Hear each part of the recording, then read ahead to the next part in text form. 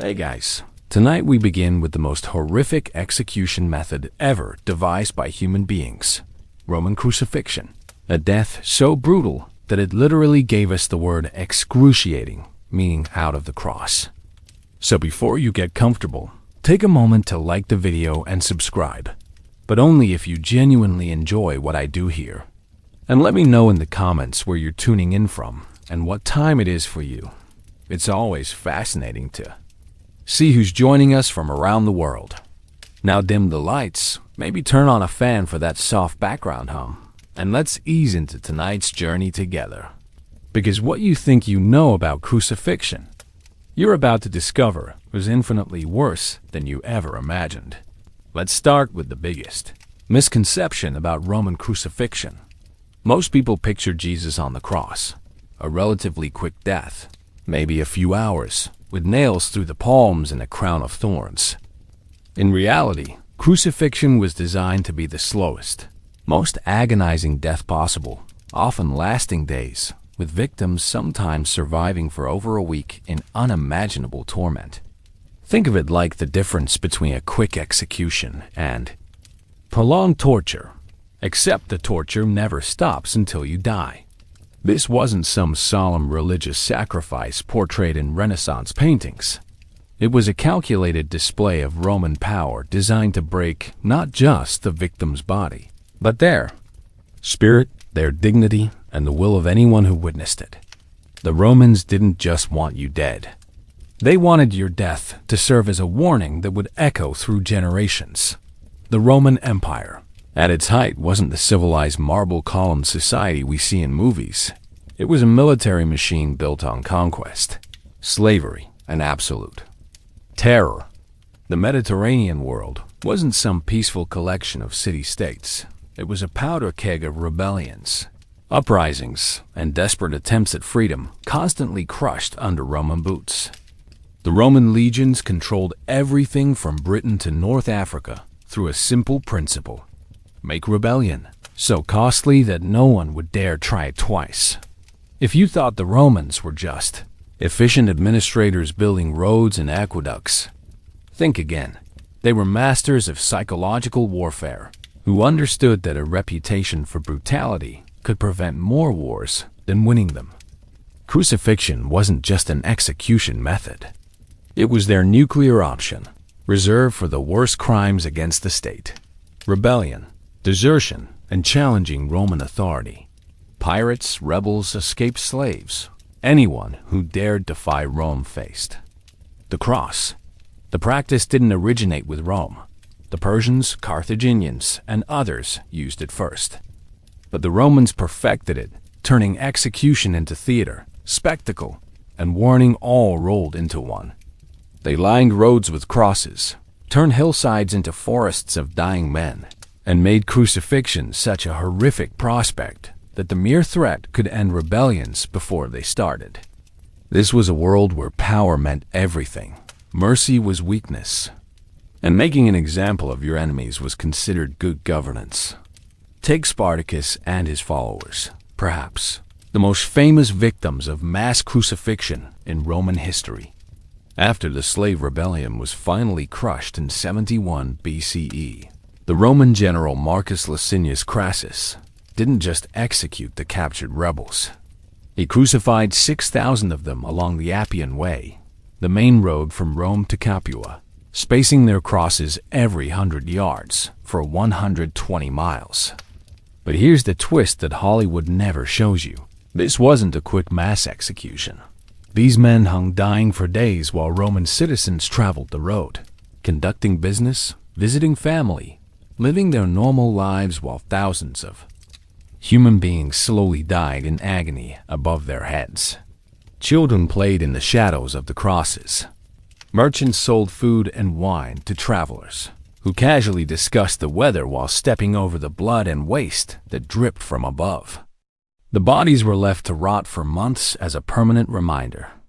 Birds picked at the flesh, storms battered the corpses, and the stench became part of daily life along Rome's most important highway. One witness described seeing a crucified man try to bite his own tongue off after 3 days. desperate to end his suffering any way possible. Another account tells of a mother begging Roman soldiers to break her son's legs, not to save him, but to kill him faster through suffocation. These weren't just executions. They were performances of absolute power that said, "This is what happens when you challenge Rome." And if you think that's barbaric, wait until you hear about the actual process of crucifixion itself. Because the cross was just the final act in a drama that began long before the victim ever saw wood. This wasn't just about punishment or even deterrence. Roman crucifixion was about fundamentally breaking the human spirit while keeping the body alive as long as possible. The process was designed to strip away everything that made a person human: their dignity, their hope, their very identity, while keeping them conscious enough to experience every moment of degradation. Who was affected and how? Slaves who dreamed of freedom, rebels who challenged authority, thieves who threatened property, and anyone unfortunate enough to be made an example of Roman justice. But it wasn't just the victims who suffered. Families were forced to watch. Communities were traumatized, and entire populations lived in fear of the cross. Roman citizens were legally protected from crucifixion, but everyone else was fair game. Why this mattered then, and now becomes clear when you realize that crucifixion shaped the ancient world's understanding of power, fear, and resistance. It created a psychology of submission that helped Rome control an empire of 60 million people with relatively small armies. The cross didn't just kill individuals. It murdered hope itself, creating a world where challenging authority meant facing the most horrific death imaginable. But the psychological terror was just the beginning. The actual physical process of crucifixion was a masterpiece of prolonged agony that modern medicine has only recently begun to understand. What happened to a human body on the cross reveals why crucifixion was truly the most horrific execution ever devised. The medical horror of crucifixion goes far beyond what ancient witnesses could understand or describe. Unlike the quick death by hanging or beheading that we might imagine, crucifixion was engineered to keep you alive and conscious for as long as possible while your body slowly destroyed itself. Modern forensic medicine and emergency room doctors have reconstructed exactly what happens to a human body during crucifixion, and the results are more terrifying than any ancient account could convey. The Romans didn't stumble into this method by accident. They refined it over centuries, learning through trial and error how to maximize suffering while preventing death. They understood that positioning was everything, that the angle of the arms, the height of the cross, even the type of wood used could mean the difference between a 6-hour death and a 6-day ordeal. What they didn't understand was the precise physiological cascade that made their method so devastatingly effective. Your body on a cross doesn't just shut down. It wages a desperate, losing battle against multiple systems failing simultaneously. Respiratory distress, cardiovascular collapse, dehydration, shock, infection, and neurological damage all compound each other in a perfect storm of medical catastrophe. It's like being trapped in a slow-motion disaster where every attempt your body makes to save itself only accelerates the dying process. The positioning alone, arms stretched overhead and to the sides, body weight pulling downward, creates what doctors now call crucifixion syndrome, a specific pattern of physiological failure that occurs nowhere else in medicine. Your ribcage expands and locks in the inhalation position. Your diaphragm becomes paralyzed, and your lungs begin to fill with fluid. Meanwhile, blood pools in your extremities. Your heart works overtime trying to maintain circulation, and your brain starts shutting down non-essential functions to preserve consciousness for as long as possible. It's a medical nightmare designed by people who understood pain better than they understood anatomy. Take the actual mechanics of breathing on a cross, something that seems automatic until it becomes impossible. When your arms are stretched overhead and your body weight pulls downward, Your ribcage expands into what's called the inspiratory position. In normal circumstances, your diaphragm and intercostal muscles would contract to pull air into your lungs, then relax to push it out. But hanging from a cross, your chest cavity becomes locked in the expanded position to exhale. You have to push yourself up using your legs, fighting against the nails in your feet and the exhaustion that grows. Worse with every breath. One emergency room physician who studied crucifixion described it as trying to breathe while doing a permanent pull-up with spikes through your hands and feet. Each breath becomes a monumental effort, requiring you to lift your entire body weight. As you tire, the breaths become shallower, less frequent, and eventually you begin to suffocate while still conscious. But here's where it gets truly horrific. You don't just suffocate quickly and die. Your body enters a state called air hunger, where you're getting just enough oxygen to remain conscious, but not enough to function normally. Carbon dioxide builds up in your blood, creating a sensation of drowning from the inside.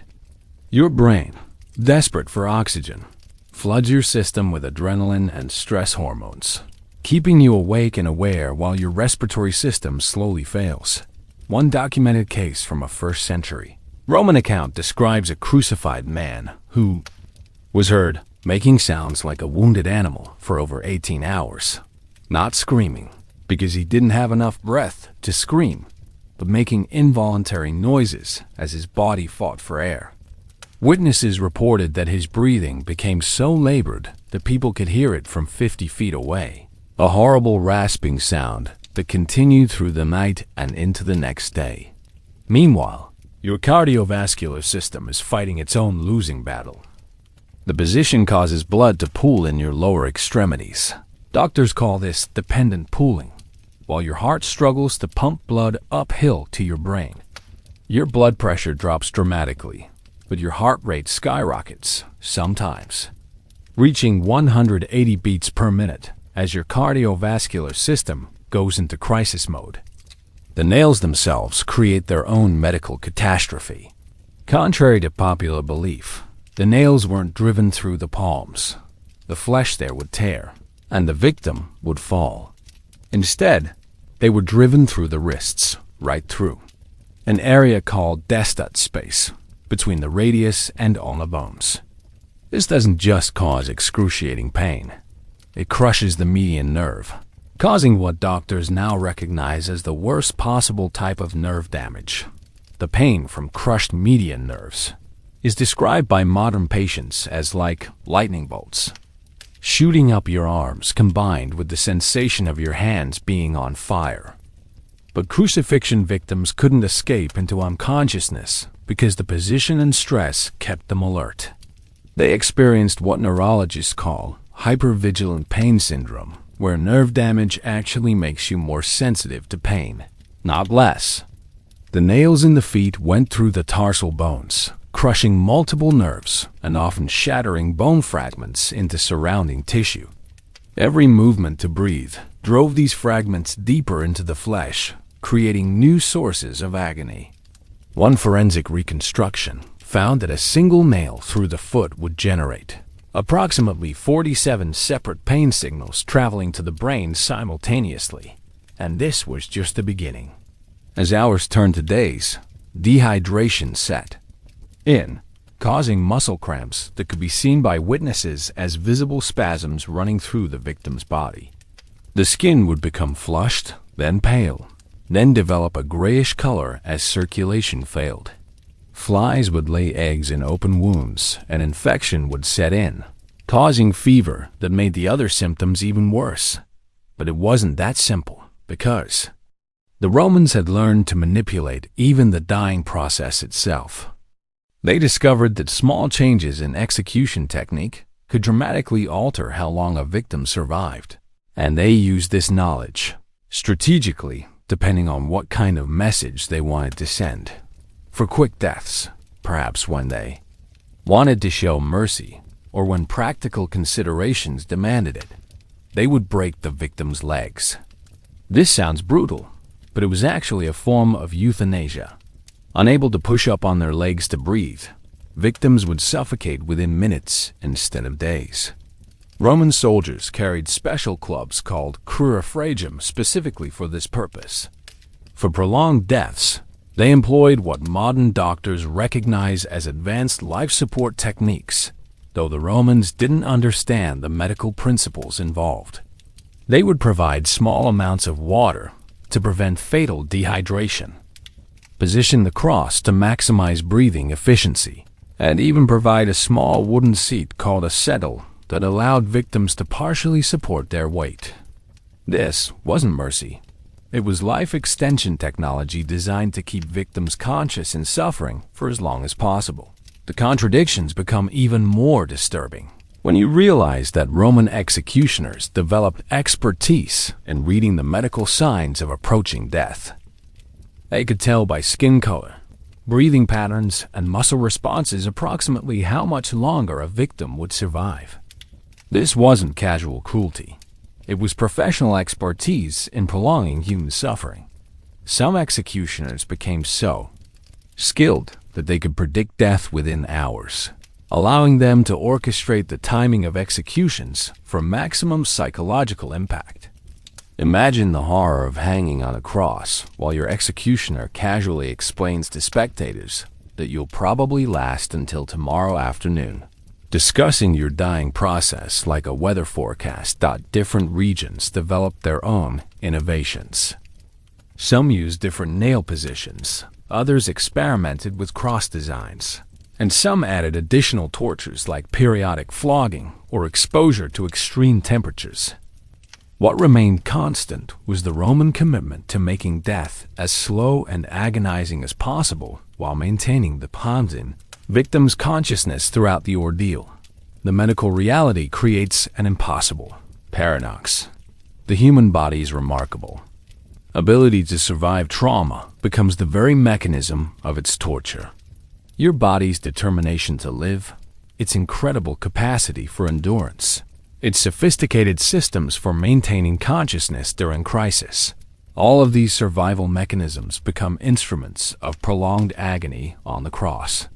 The result was a form of execution so traumatic that it created lasting psychological damage, not just in victims, but in witnesses, families, and entire communities. Modern trauma specialists who study historical accounts of crucifixion recognize symptoms we now associate with severe PTSD in the written testimonies of people who witnessed mass crucifixions. Roman citizens who lived along roads lined with crosses developed what we would now call desensitization syndrome, a psychological defense mechanism where the mind simply stops processing horrific stimuli as abnormal. Children growing up in areas where crucifixion was common showed behavioral patterns consistent with exposure to extreme violence, including difficulty forming attachments, hypervigilance, and what ancient sources describe as premature aging of personality. The families of crucifixion victims faced their own nightmare. Roman law prohibited taking down bodies without official permission, which was rarely granted. Families were forced to watch their loved ones die slowly, sometimes over days, while being legally forbidden from providing comfort, water, or mercy. Many families camped beneath crosses, creating temporary communities of grief that could last for weeks as they waited for permission to bury their dead. Some accounts describe mothers singing lullabies to their dying sons, fathers telling stories to keep their children conscious and connected to life, and siblings taking shifts to ensure that their loved ones didn't die alone. These vigils became their own form of torture, as families watched helplessly while their relatives slowly died above them. The broader community reactions reveal how crucifixion achieved its intended psychological impact.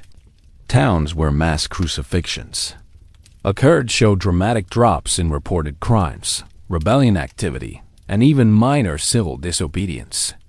The mere sight of crosses being constructed would cause people to flee the area entirely. Merchants would abandon profitable trade routes rather than travel roads lined with dying people. But perhaps most disturbing was how crucifixion normalized extreme violence in Roman society. Citizens developed elaborate social protocols for conducting normal life in the presence of mass dying. How to have conversations while people screamed overhead. How to conduct business while blood dripped nearby. How to celebrate festivals while the stench of death filled the air. The medical horror of crucifixion didn't exist in isolation. It was part of a broader system of state terror that shaped every aspect of daily life in the Roman world. The cross wasn't just killing individuals. It was murdering the very concept of resistance while teaching entire populations that challenging authority meant facing medical torture that could last for days. Meanwhile, the Romans were developing an equally sophisticated understanding of crucifixion's psychological dimensions. If the physical torture was designed to destroy the body while maintaining consciousness, the psychological torture was engineered to destroy the mind, the spirit, and the very concept of human dignity while keeping the victim aware of every moment of degradation. The Romans understood that breaking a person's body was only half the battle they needed to break their spirit so completely that even the memory of their resistance would die with them. They developed techniques of public humiliation, forced participation in their own torture, and psychological manipulation that were as carefully calibrated as the physical positioning of the cross itself. What they created was not just an execution method, but a comprehensive system of human destruction that attacked every aspect of what made a person who they were. The psychological torture began long before the cross and was designed to ensure that even if by some miracle a victim survived, they would never again be capable of challenging Roman authority. But as we'll see, the psychological dimension of crucifixion reveals something even darker about Roman society and about human nature itself. If the physical torture of crucifixion was designed to destroy the body while maintaining consciousness, then the psychological torture was engineered to annihilate the human spirit while keeping the mind aware of every moment of degradation. The Romans didn't just want you to die. They wanted you to die believing you deserved it, broken not just in body, but in your very conception of yourself as a human being worthy of dignity or respect. This psychological dimension of crucifixion has only recently been understood by modern trauma specialists and military psychologists who study learned helplessness and systematic dehumanization. What the Romans created was essentially a comprehensive program of psychological warfare directed at a single individual, designed to break down every defense mechanism the human mind uses to maintain sanity under extreme duress. The process began long before the cross. From the moment of arrest through trial, sentencing, preparation, and finally execution, every step was calculated to strip away layers of identity, hope, and self-worth. The Romans understood that a person who died still believing in their cause, still maintaining their dignity, still defiant in their final moments, could become a martyr who inspired others. But a person who died broken, humiliated, begging for mercy, and renouncing everything they once believed, that person's death served as a warning that resistance was not just futile, but pathetic. Modern military interrogation techniques that we consider extreme pale in comparison to the systematic psychological destruction that preceded Roman crucifixion. The Romans had centuries to perfect methods of breaking human minds, and they understood principles of psychological manipulation that wouldn't be formally studied by psychologists until the 20th century.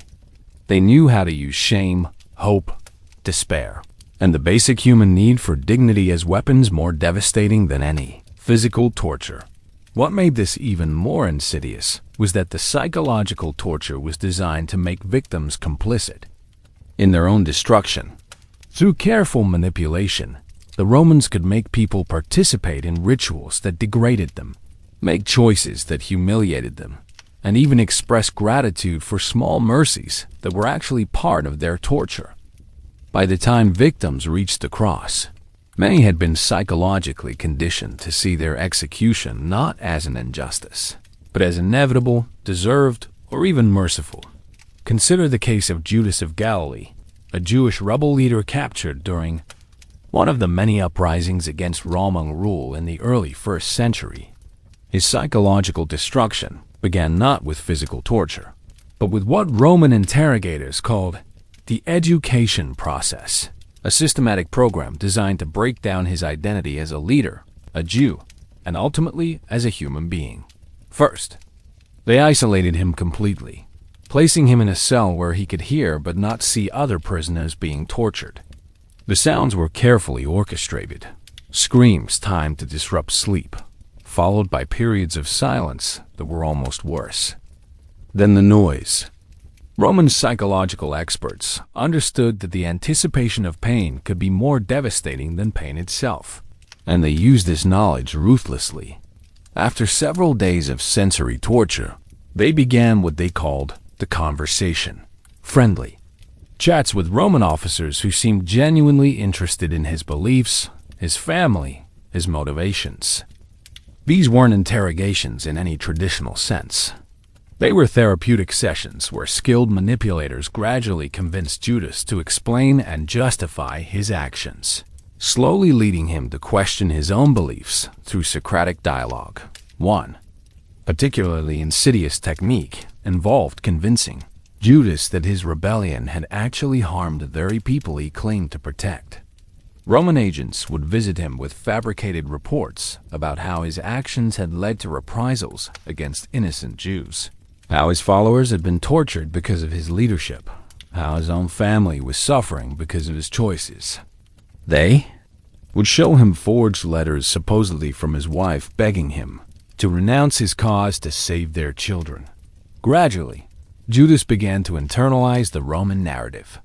He started to see himself not as a freedom fighter, but as a terrorist, whose actions had caused more suffering than liberation. When he finally asked what he could do to minimize the harm he had caused, the Romans had won a psychological victory more complete than any physical torture could achieve. But the psychological manipulation didn't end there. When Judas agreed to publicly renounce his rebellion in exchange for mercy for his followers, the Romans made him an active participant in his own humiliation. They dressed him in the purple robes of a king, mocking his messianic pretensions, and made him parade through Jerusalem, declaring that resistance to Rome was futile and sinful. The crowd's reaction was perhaps the cruelest part of all. People he had fought to liberate spat on him, threw stones, and cursed him as a traitor. Children who had once seen him as a hero now laughed at his disgrace. The Romans had successfully transformed a potential martyr into a cautionary tale about the futility of resistance. Even this wasn't the end. On the day of his crucifixion, Roman executioners offered Judas a choice. He could die quickly with broken legs, or he could earn a slower death by publicly cursing his own followers and blessing Roman rule. Psychologically broken and desperate for any sense of agency in his final moments, Judas chose the slower death, spending his last hours on the cross, denouncing the very cause he had once died for. Another documented case involves a group of Gallic prisoners who were subjected to what Romans called the fellowship of suffering. Instead of crucifying them individually, the Romans crucified them in pairs, positioning the crosses so that each victim could see their companion dying. But here's the psychological twist. They told each pair that whichever one died first would earn mercy for their families, while the families of the longer survivor would be enslaved. This created an impossible psychological burden where each victim was simultaneously hoping for death to save their family and fighting to stay alive to prevent their companion's family from being enslaved. The Romans had weaponized human compassion, turning love for family and friends into instruments of additional torture.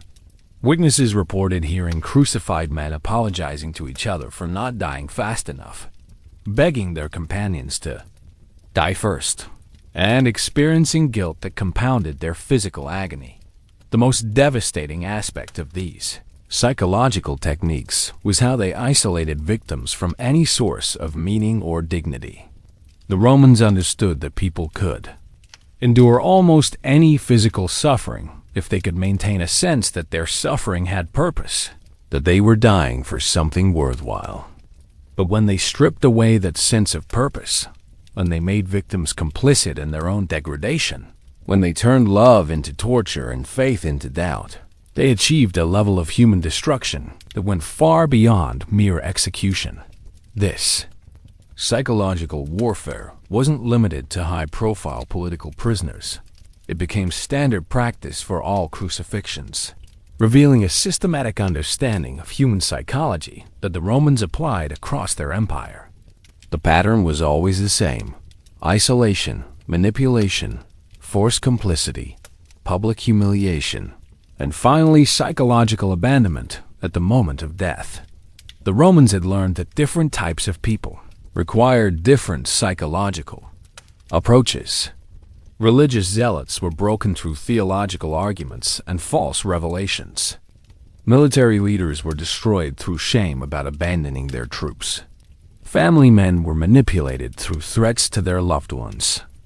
Intellectuals were defeated through philosophical discussions that gradually undermined their worldview. This wasn't accidental or intuitive. It was systematic and taught. Roman executioners underwent training in psychological manipulation techniques that were passed down through generations of practitioners. They studied their victims before executions, learning personal details, family relationships, religious beliefs, and individual vulnerabilities that could be exploited during the dying process. The social and political factors that enabled this system reveal something disturbing about Roman society itself. The psychological torture of crucifixion was not just accepted, but celebrated as evidence of Roman sophistication and superiority. Citizens would attend crucifixions not just to witness executions, but to observe the psychological drama of human beings being systematically broken before their eyes. This created a culture where emotional cruelty became entertainment, where the destruction of human dignity was seen as proof of Roman civilization's advancement over barbarian societies that simply killed their enemies quickly. The Romans prided themselves on their psychological sophistication, viewing their ability to break minds as well as bodies as evidence of their cultural superiority. The pattern extended beyond individual executions to entire communities.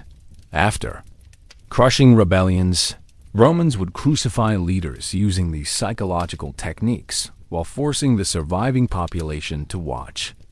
The message was clear. This is what happens not just to your bodies, but to your minds and spirits when you challenge Rome. Compared to other ancient societies that used crucifixion, the Roman version was uniquely focused on psychological destruction. The Persians used crucifixion primarily for deterrence, the Carthaginians for religious ritual, but only the Romans developed it into a comprehensive system of human annihilation that attacked mind, body, and spirit simultaneously. This psychological sophistication had unintended consequences. Roman citizens who regularly witnessed these displays of systematic human destruction became desensitized to suffering in ways that affected their entire society. Family relationships, business dealings, political discourse, everything became tinged with an underlying acceptance of cruelty as a normal part of human interaction.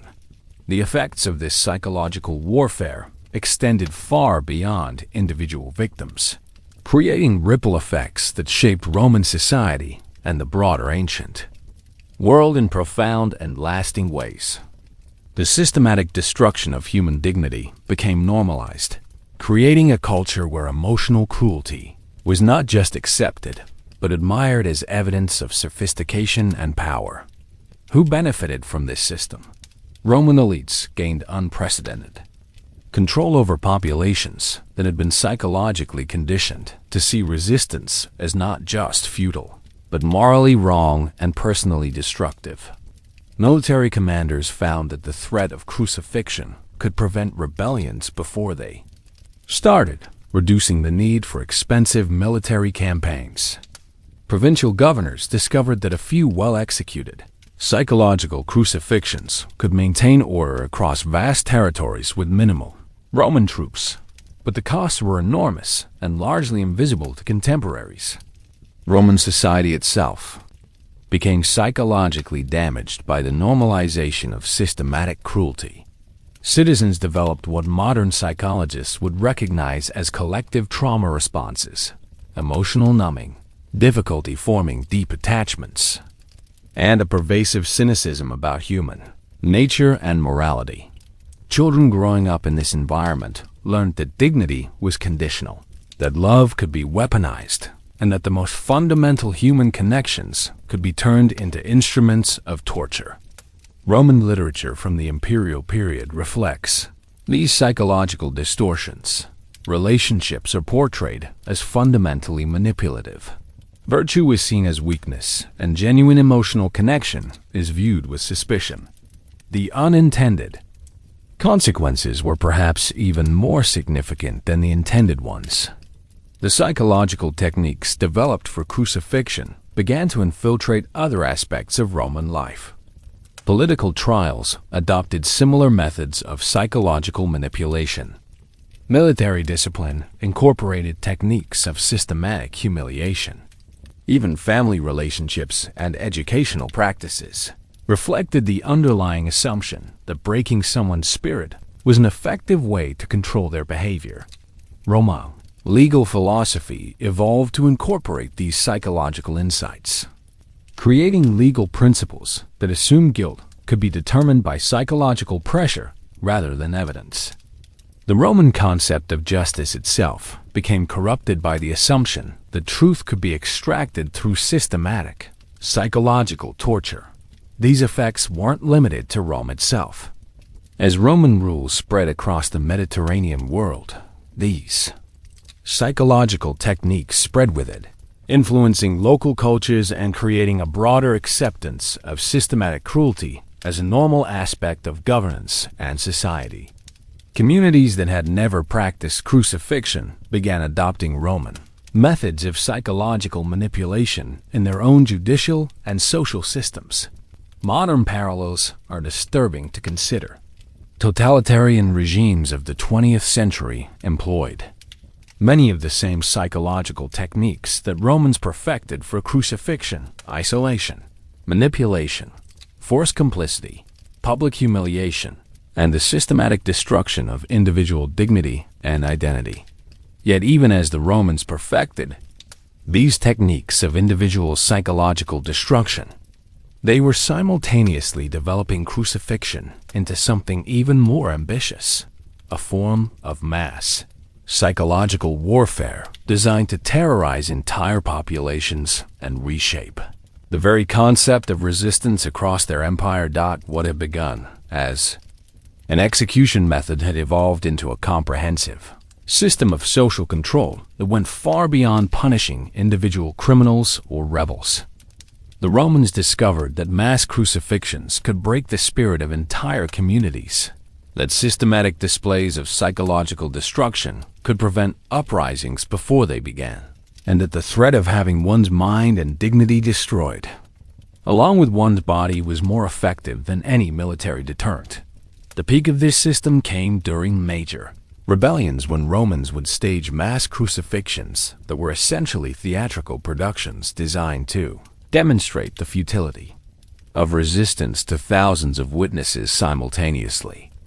These events combined individual psychological torture with mass psychological warfare, creating spectacles of human destruction that achieved legendary status as warnings to future generations.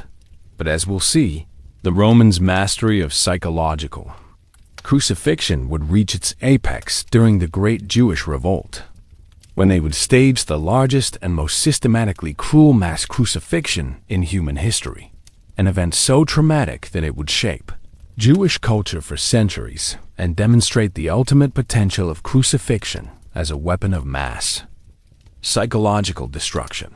The cross was about to become not just an instrument of individual execution, but a tool for breaking the spirit of an entire people.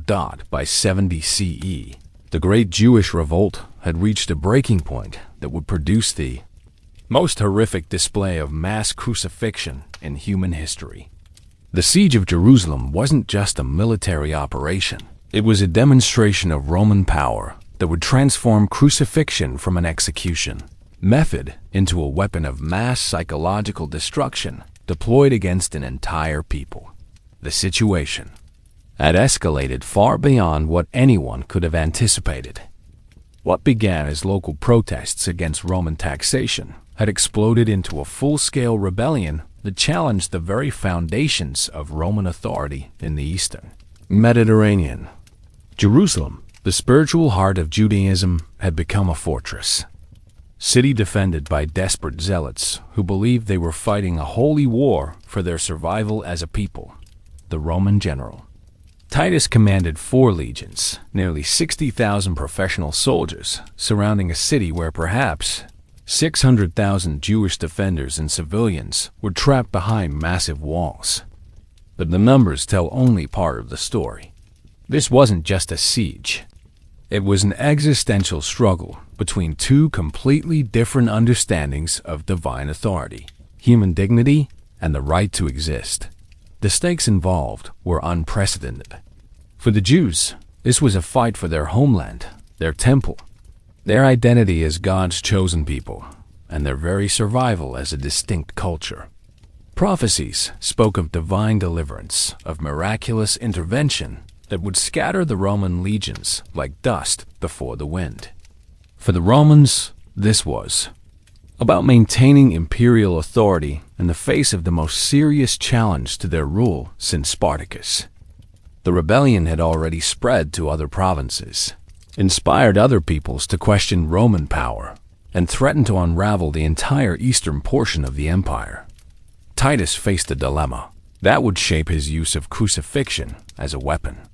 A traditional siege could take years and cost enormous resources, while a direct assault on Jerusalem's walls would result in massive Roman casualties against defenders fighting with religious fervor. But he had discovered something else, that mass crucifixions could serve as both psychological warfare against the defenders and practical solution to the growing problem of what to do with the thousands of prisoners his forces were capturing. Daily. What emerged was not just a military strategy, but a systematic program of using crucifixion to break the will of an entire people through displays of controlled horror that exceeded anything previously seen in the ancient world. The Romans were about to demonstrate that crucifixion could be scaled up from individual punishment to mass psychological warfare. The mass crucifixions began almost accidentally, as a response to desperate escape attempts by starving civilians. As the siege tightened and food supplies dwindled inside Jerusalem, people began trying to slip out of the city at night to forage for food, or simply flee the horror unfolding within the walls. Titus's soldiers were capturing dozens of these refugees daily, and the general faced a logistical problem. What to do with hundreds of prisoners when his army was focused on maintaining a complex siege operation? Initially, Titus ordered standard executions, quick beheadings, or throat cutting that disposed of prisoners efficiently. But then one of his subordinates, a centurion named Marcus Flavius, who had served in previous rebellions, suggested something that would change the nature of the siege entirely. Why not crucify the captured refugees within sight of Jerusalem's walls? The psychological impact on the defenders might be worth more than any military assault, and it would solve the prisoner problem while sending a clear message of the futility of resistance. Titus agreed to what he considered a tactical experiment. 50 crosses erected on the Mount of Olives, clearly visible from the Temple Mount, where thousands of defenders could witness the executions. The effect was immediate and more devastating than anyone had anticipated. Witnesses inside Jerusalem reported that the sight of their neighbors and relatives dying slowly on crosses caused mass psychological breakdown among the defenders. Families who had sent members out to forage were forced to watch their loved ones die in agony, knowing that any attempt at rescue would result in their own capture and crucifixion. But what started as a tactical experiment quickly escalated into something far more systematic and horrifying. Josephus, the Jewish historian who witnessed these events firsthand, recorded that Titus became fascinated with the psychological power of mass crucifixion. The Roman general began treating the daily crucifixions as a form of experimental theater, varying the methods to maintain maximum psychological impact on the city's defenders, while gathering data on what techniques produced the most devastating effects on morale. Some days, the Romans would crucify captured civilians in standard fashion, arms stretched wide, facing the city so that their agony was clearly visible to watchers on the walls. Other days, they would experiment with different positions, some crucified upside down in deliberate mockery of Roman law that protected citizens from such degradation, others with their arms behind their backs in positions that made breathing even more difficult. Still others nailed to crosses in arrangements that deliberately mocked Jewish religious symbols and practices. The most psychologically devastating innovation was what Roman soldiers began calling the lottery of mercy. Groups of captured prisoners would be forced to participate in games or contests, foot races, tests of strength, even contests of religious knowledge, with winners earning quick deaths by sword and losers facing prolonged crucifixion. Families were forced to compete against each other. Friends had to choose between their own survival and their companions' lives, and children were made to watch their parents beg for the privilege of dying quickly as word of these spectacles spread throughout Titus's army. Roman soldiers began to see the daily crucifixions as entertainment that broke the monotony of siege warfare. Off-duty legionnaires would gather to watch the executions, placing bets on how long individual victims would survive, cheering for particularly creative torture methods, and treating the systematic destruction of human beings as a form of sport. That had become the highlight of their daily routine. The scale continued to escalate as the siege progressed and more prisoners were captured during failed breakout attempts and raids. Josephus recorded that during the peak period of the siege, Roman soldiers were crucifying up to 500 people per day, with crosses covering every available space on the hills surrounding Jerusalem, the Mount of Olives, Golgotha, and the surrounding countryside became forests of dying humanity, creating a landscape of horror that was visible for miles and could be smelled from even greater distances. But perhaps most disturbing was how the Romans began to use crucifixion as a form of direct communication with the city's defenders. They would arrange crucified bodies to spell out Latin words visible from the walls, position crosses to form symbols that mocked Jewish religious beliefs, and time executions to coincide with Jewish religious observances, turning sacred moments into theaters of horror. The crucifixions became a twisted form of psychological warfare that attacked not just individuals, but the very foundations of Jewish religious and cultural identity. One particularly horrific episode that Josephus described in detail involved a group of children who had been caught trying to smuggle food into the city for starving relatives. Instead of executing them quickly as military necessity might have demanded, Titus ordered them crucified in full view of the temple at dawn, timing their deaths to coincide with the morning prayers. The sound of children's screams mixed with religious chanting created a psychological trauma that Josephus described as breaking the spirits of even the most hardened zealot defenders. The daily routine became ritualized, horror that followed a predictable pattern designed for maximum psychological impact. Every morning, Roman soldiers would select new victims from the growing population of prisoners held in temporary camps. The condemned would be forced to carry their own crossbeams through the camps while soldiers and camp followers mocked them, spat on them, and placed bets on their survival time. The actual crucifixions became public events where Roman soldiers would demonstrate different torture techniques, experiment with new methods of prolonging death, and compete to see who could create the most agonizing execution. The response from within Jerusalem revealed the complete psychological devastation that mass crucifixion was designed to achieve.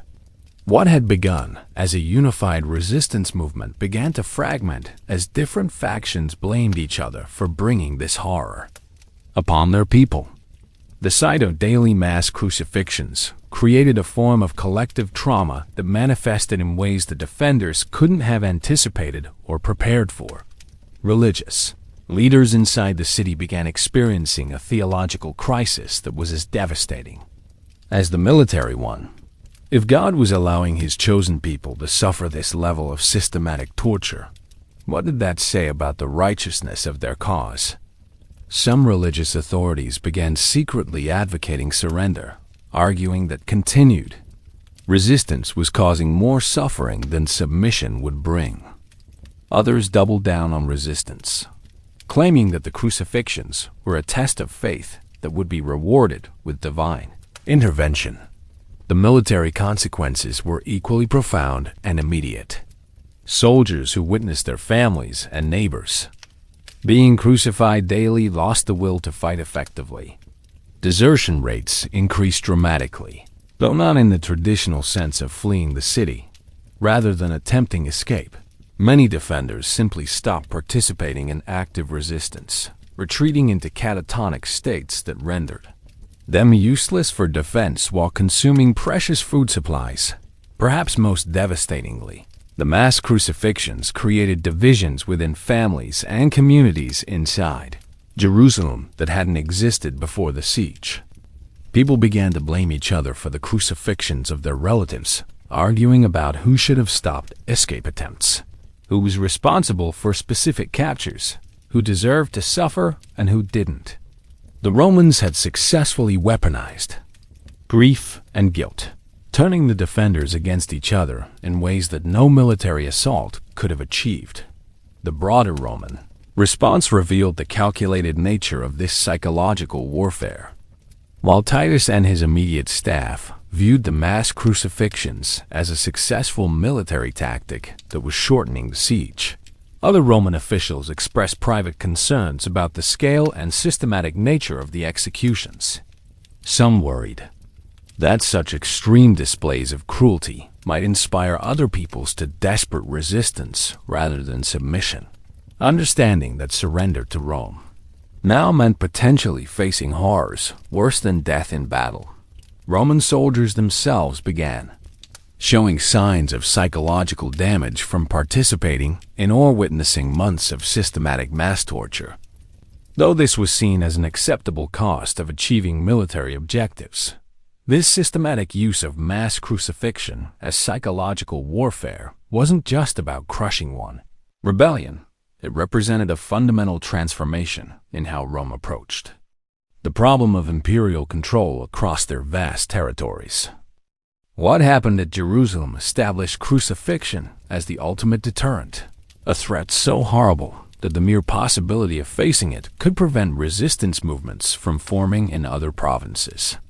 The Jerusalem crucifixions revealed something disturbing about the nature of systematic cruelty and its effects on both perpetrators and victims that hadn't been fully understood before. The Romans had created a machine of human destruction that was so efficient and psychologically devastating that it began to operate according to its own internal logic, escalating beyond what was militarily necessary into pure theater of cruelty that served psychological and political purposes rather than tactical ones. What it revealed about Roman society was equally troubling to contemporary observers from other cultures. The fact that thousands of professional soldiers could participate in systematic mass torture without significant resistance or psychological breakdown suggested a culture that had become fundamentally comfortable with extreme cruelty as a tool of statecraft. The routinization of horror had become so complete that what should have been shocking had become mundane, even entertaining. The long-term effects were profound and lasting in ways that extended far beyond the immediate military situation. Jewish culture was traumatized in ways that influenced religious thought, cultural practices, and collective memory for centuries afterward. The concept of martyrdom was redefined by the experience of systematic crucifixion, creating new understandings of suffering, resistance, and divine justice that would influence Christianity, Judaism, and other religious movements throughout the ancient world. For historians studying the development of state terror, the Jerusalem crucifixions represent the ultimate expression of crucifixion as both execution method and weapon of mass psychological warfare. One had begun centuries earlier as a form of individual punishment for the worst criminals had evolved into a comprehensive system of psychological warfare capable of breaking the will of entire peoples without the expense and risk of prolonged military campaigns. The cross had become not just an instrument of death, but a tool for destroying the very concept of resistance itself. Rome had discovered that the threat of systematic crucifixion could be more effective than actual military conquest in maintaining imperial control. But this discovery would lead to even more systematic applications of crucifixion as a tool of state terror. Around the massive spectacles of mass crucifixion and systematic state terror, individual human stories reveal the full scope of who could face the cross and why. These weren't just nameless victims in a historical statistic. They were people with families, dreams, and stories that illuminate the arbitrary and comprehensive nature of Roman crucifixion as a tool of social control. Marcus Caecilius was a Roman citizen who thought his citizenship would protect him until it didn't. A grain merchant from Gaul, he was caught selling food to Jewish rebels during the early stages of the revolt, not out of political sympathy, but purely for profit. Roman law clearly stated that citizens couldn't be crucified. The military commanders in active war zones had broader discretionary powers. Caecilius spent his final days screaming about his citizenship rights, while Roman soldiers mocked his appeals to laws that no longer applied. His crucifixion sent a message that even Roman citizens weren't safe if they crossed military authority. During wartime, fundamentally changing how people understood the protections of citizenship. Miriam bat Eliezer represented a different category entirely. The innocent bystander caught in the machinery of Roman terror. A young mother from a small village outside Jerusalem, she had no involvement in the rebellion beyond the geographic misfortune of living in the wrong place at the wrong time. When Roman foraging parties raided her village for supplies, they found her hiding grain that she'd saved to feed her children through the winter. This was classified as hoarding resources that could aid rebellion, and she was crucified along with 17 other villagers as an example to surrounding communities. Her story reveals how crucifixion was used not just to punish actual resistance, but to terrorize populations into complete compliance with Roman demands. Gaius Antonius offered a particularly disturbing example of how Roman crucifixion could target their own people. A centurion who had served faithfully for 15 years, he made the mistake of questioning orders to crucify a group of children during the Jerusalem siege. Not refusing orders, just asking if such extreme measures were necessary for military objectives. His commanding officer decided that any questioning of crucifixion orders represented dangerous softness that could spread through the ranks. Antonius was stripped of his rank and crucified in full view of his own legion as a lesson about absolute obedience to superior orders, regardless of personal feelings about the methods employed. The story of Yeshua ben Ananias shows how crucifixion was used against people whose only crime was inconvenient speech. A peasant from the countryside, he began appearing in Jerusalem's markets 7 years before the revolt, prophesying doom and destruction for the city. His constant warnings annoyed Roman officials who saw his apocalyptic preaching as potentially seditious, even though he advocated no specific resistance actions. When his prophecies began to seem accurate as tensions escalated, Roman authorities decided he was too dangerous to leave alive. His crucifixion was meant to demonstrate that even passive dissent, simply speaking uncomfortable truths, could result in the cross. Perhaps most tragic was the fate of Alexandria, a young Greek woman whose story illustrates how gender provided no protection from Roman crucifixion. The daughter of a wealthy merchant family, she was educated, cultured, and completely non-political. Her crime was falling in love with a Jewish rebel leader and refusing to betray his location when captured. Roman interrogators spent weeks trying to break her through increasingly sophisticated psychological torture, but she maintained her silence. Her crucifixion became a public spectacle designed to demonstrate that romantic loyalty to enemies of Rome was itself a capital offense, and that women who chose the wrong men would face the same fate as the men they protected. The variety of these stories reveals the comprehensive nature of Roman crucifixion as a tool of social control. It wasn't reserved for hardened criminals or dangerous rebels. It was applied to merchants, mothers, soldiers who asked questions, prophets who spoke uncomfortable truths, and young women who loved the wrong people. The randomness was part of the terror. If anyone could be crucified for almost any reason that Roman authorities deemed threatening, then everyone lived in fear of the cross. These weren't isolated incidents scattered randomly across time and geography.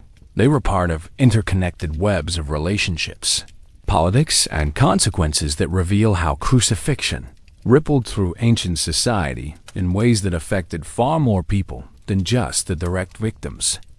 The crucifixion of Marcus Caecilius, the Roman grain merchant, created a cascade of consequences that illustrates these connections perfectly. His business partner, Lucius Valerius, was a respected Roman citizen who had invested heavily in Caecilius's trading operations. When Caecilius was crucified for selling grain to rebels, Valerius faced immediate suspicion. Surely he must have known about his partner's treasonous activities. Roman investigators seized all of Valerius's assets pending investigation, bankrupting him overnight and destroying his family's social standing. Valerius's teenage son, Marcus Valerius, had been engaged to marry the daughter of a prominent Roman family. The engagement was immediately broken when his father fell under suspicion, and the young man found himself socially ostracized despite having no involvement in any political activities. Desperate to restore his family's honor, he volunteered for military service in the most dangerous assignments, hoping to prove his loyalty through military valor. He was killed in action during the siege of Jerusalem, dying not directly from crucifixion, but as an indirect consequence of the fear and social destruction that crucifixion created in Roman society. Meanwhile, Caecilius's crucifixion had effects that extended into the Jewish community as well. The grain he had been selling was desperately needed by rebel forces, and his death cut off a crucial supply line at a critical moment. 3 Jewish families who had been coordinating the grain purchases were forced to find alternative suppliers, leading them to take greater risks that eventually resulted in their capture and crucifixion. The interconnected nature of resistance networks meant that one person's crucifixion often triggered a cascade of captures and executions. The political networks surrounding these crucifixions reveal how Roman authorities used the execution method strategically to map and destroy resistance organizations. When Miriam Bat Eleazar was crucified for hiding grain, Roman interrogators didn't just kill her. They used her case to identify others in her village who might be sympathetic to the rebellion. Her elderly father was tortured for information about neighbors who might have similar hidden supplies. Her sister-in-law was arrested on suspicion of knowing about the grain cache.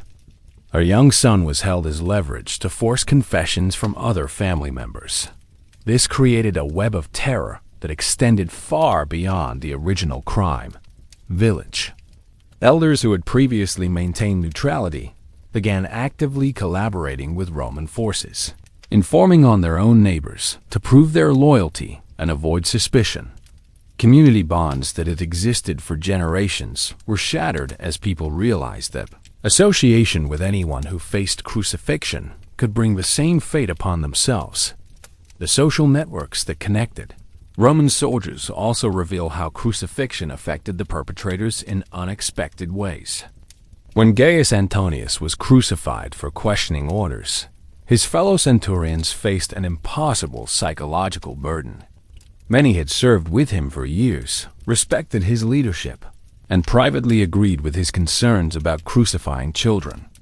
But expressing any sympathy for his fate could result in their own crucifixion for questioning military authority. This created a culture of enforced silence within the Roman military that had long-term consequences for unit, cohesion, and morale. Soldiers stopped trusting each other with private doubts or concerns, knowing that any sign of weakness could be reported by ambitious subordinates seeking advancement. The brotherhood of military service was corrupted by the fear that even close friends might betray each other to avoid suspicion of disloyalty. The unintended consequences of these interconnected crucifixions extended throughout Roman society in ways that authorities hadn't anticipated. Fear of association with crucifixion victims led to the breakdown of normal social and economic relationships. Trade networks collapsed as merchants avoided any transactions that might be interpreted as supporting resistance. Family relationships became strained as people distanced themselves from relatives who might attract Roman attention. To understand how crucifixion became so pervasive and accepted in Roman society, you have to understand the cultural framework that made systematic torture seem not just acceptable, but necessary and even admirable. Daily life in the Roman Empire was built on assumptions about human nature, social hierarchy, and the role of violence that made crucifixion appear logical rather than monstrous. Roman society was fundamentally hierarchical in ways that modern people struggled to comprehend. The concept of universal human dignity simply didn't exist. A person's worth was determined entirely by their social position, citizenship status, wealth, and usefulness to the state. Slaves, foreigners, rebels, and criminals weren't seen as fully human in the moral sense, so their suffering didn't carry the same moral weight as the suffering of Roman citizens. This hierarchy was reinforced through daily rituals and social practices that normalized extreme violence against lower status people. Public entertainment regularly featured gladiatorial games where people fought to the death for crowd amusement, wild animal hunts where condemned criminals were torn apart by beasts, and mass executions that were staged as theatrical performances. Children grew up seeing systematic violence as normal entertainment, conditioning them to view human suffering as acceptable when applied to the right targets. Religious beliefs and practices also supported the cultural acceptance of crucifixion. Roman gods were seen as favoring strength over mercy, victory over justice, and power over compassion. The concept of divine justice involved punishing enemies and rewarding allies, not protecting the innocent or showing mercy to the defeated. Crucifixion could be interpreted as fulfilling divine will by punishing those who challenged the gods, chosen representatives on earth. What was considered normal versus exceptional reveals how thoroughly Roman culture had normalized systematic cruelty. A crucifixion involving a single criminal was so routine that it barely merited mention in contemporary accounts. Mass crucifixions of rebels or slaves were noteworthy primarily for their scale, not for their moral implications. What shocked Roman writers was inefficiency or failure to achieve political objectives, not the human cost of the executions. Social structures reinforced these attitudes through legal, economic, and family systems that all depended on the threat of extreme violence to maintain order. Roman law explicitly recognized different categories of people with different rights to protection from violence. Roman economics depended on slave labor maintained through the threat of crucifixion for rebellion. Roman families operated according to patriarchal authority, that was ultimately backed by the father's legal right to kill disobedient family members. Perhaps most disturbing was the fundamental contradiction between Roman claims of civilization and their systematic use of crucifixion as a tool of governance. Romans prided themselves on being more civilized than the barbarian peoples they conquered. Yet they had developed the most sophisticated system of prolonged torture and psychological destruction in the ancient world that the Romans criticized other cultures for practicing human sacrifice, calling it evidence of their primitive and savage nature, while simultaneously crucifying thousands of people in elaborate public ceremonies that served essentially the same social and religious functions as the sacrificial rituals they condemned.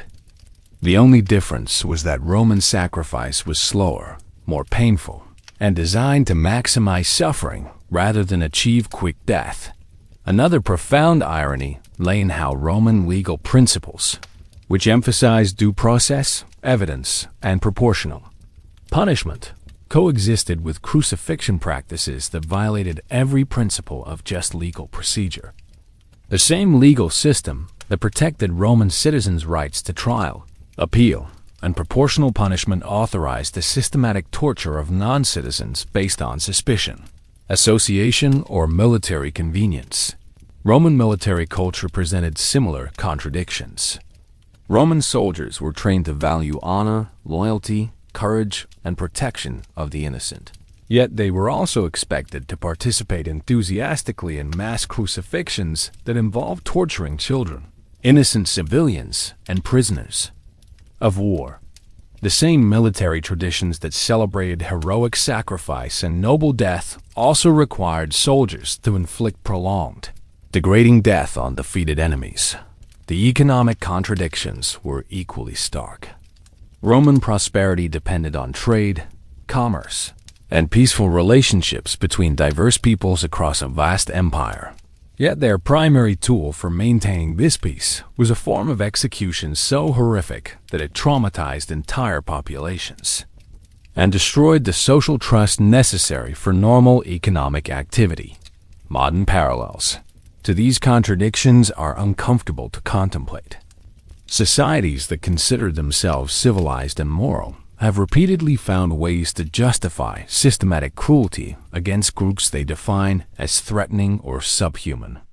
The Roman example reminds us how easily cultural assumptions about hierarchy, security, and necessity can be used to rationalize practices that would otherwise be recognized as fundamentally evil. Everything changed when Emperor Constantine's conversion to Christianity in 312 CE began a transformation that would eventually eliminate crucifixion from Roman practice. But the real turning point had begun decades earlier, when Roman authorities started recognizing that their perfected system of terror was producing unintended consequences that threatened the stability of the empire itself. The shift wasn't sudden or dramatic. It was a gradual recognition that crucifixion, despite its effectiveness as a deterrent, was creating more problems than it solved. The psychological trauma that made crucifixion so effective at preventing rebellion was also making it impossible to govern effectively. Communities that had been terrorized into submission weren't just afraid to rebel. They were too traumatized to function as productive parts of Roman society.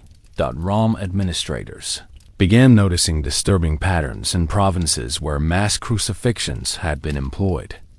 Economic activity declined not just during the executions, but for years afterward as communities struggled with collective trauma that made normal social and commercial relationships difficult to maintain. Tax collection became problematic because local leadership structures have been destroyed by fear and mistrust. Military recruitment suffered because young men preferred suicide to the risk of facing crucifixion if they were captured or accused of desertion. The key factors that led to transformation were both practical and philosophical. Practically, Roman authorities were discovering that extreme terror was incompatible with effective governance. You couldn't maintain a complex administrative system, collect taxes efficiently, or recruit reliable local allies in populations that had been systematically traumatized. The very success of crucifixion as a tool of terror was making it counterproductive as a tool of governance.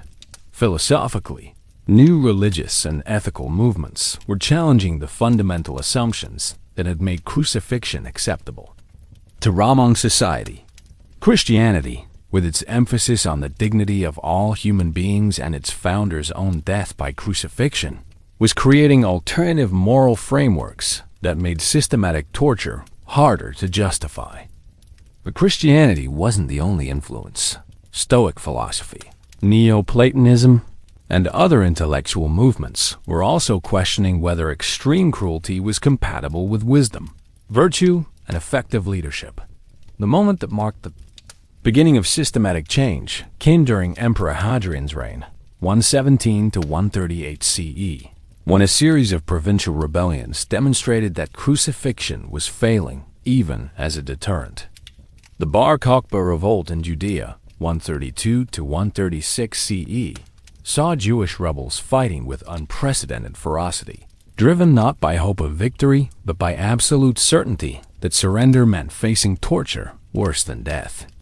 The rebellion lasted 3.5 years and required enormous Roman resources to suppress, largely because the threat of crucifixion had made compromise or negotiated surrender impossible.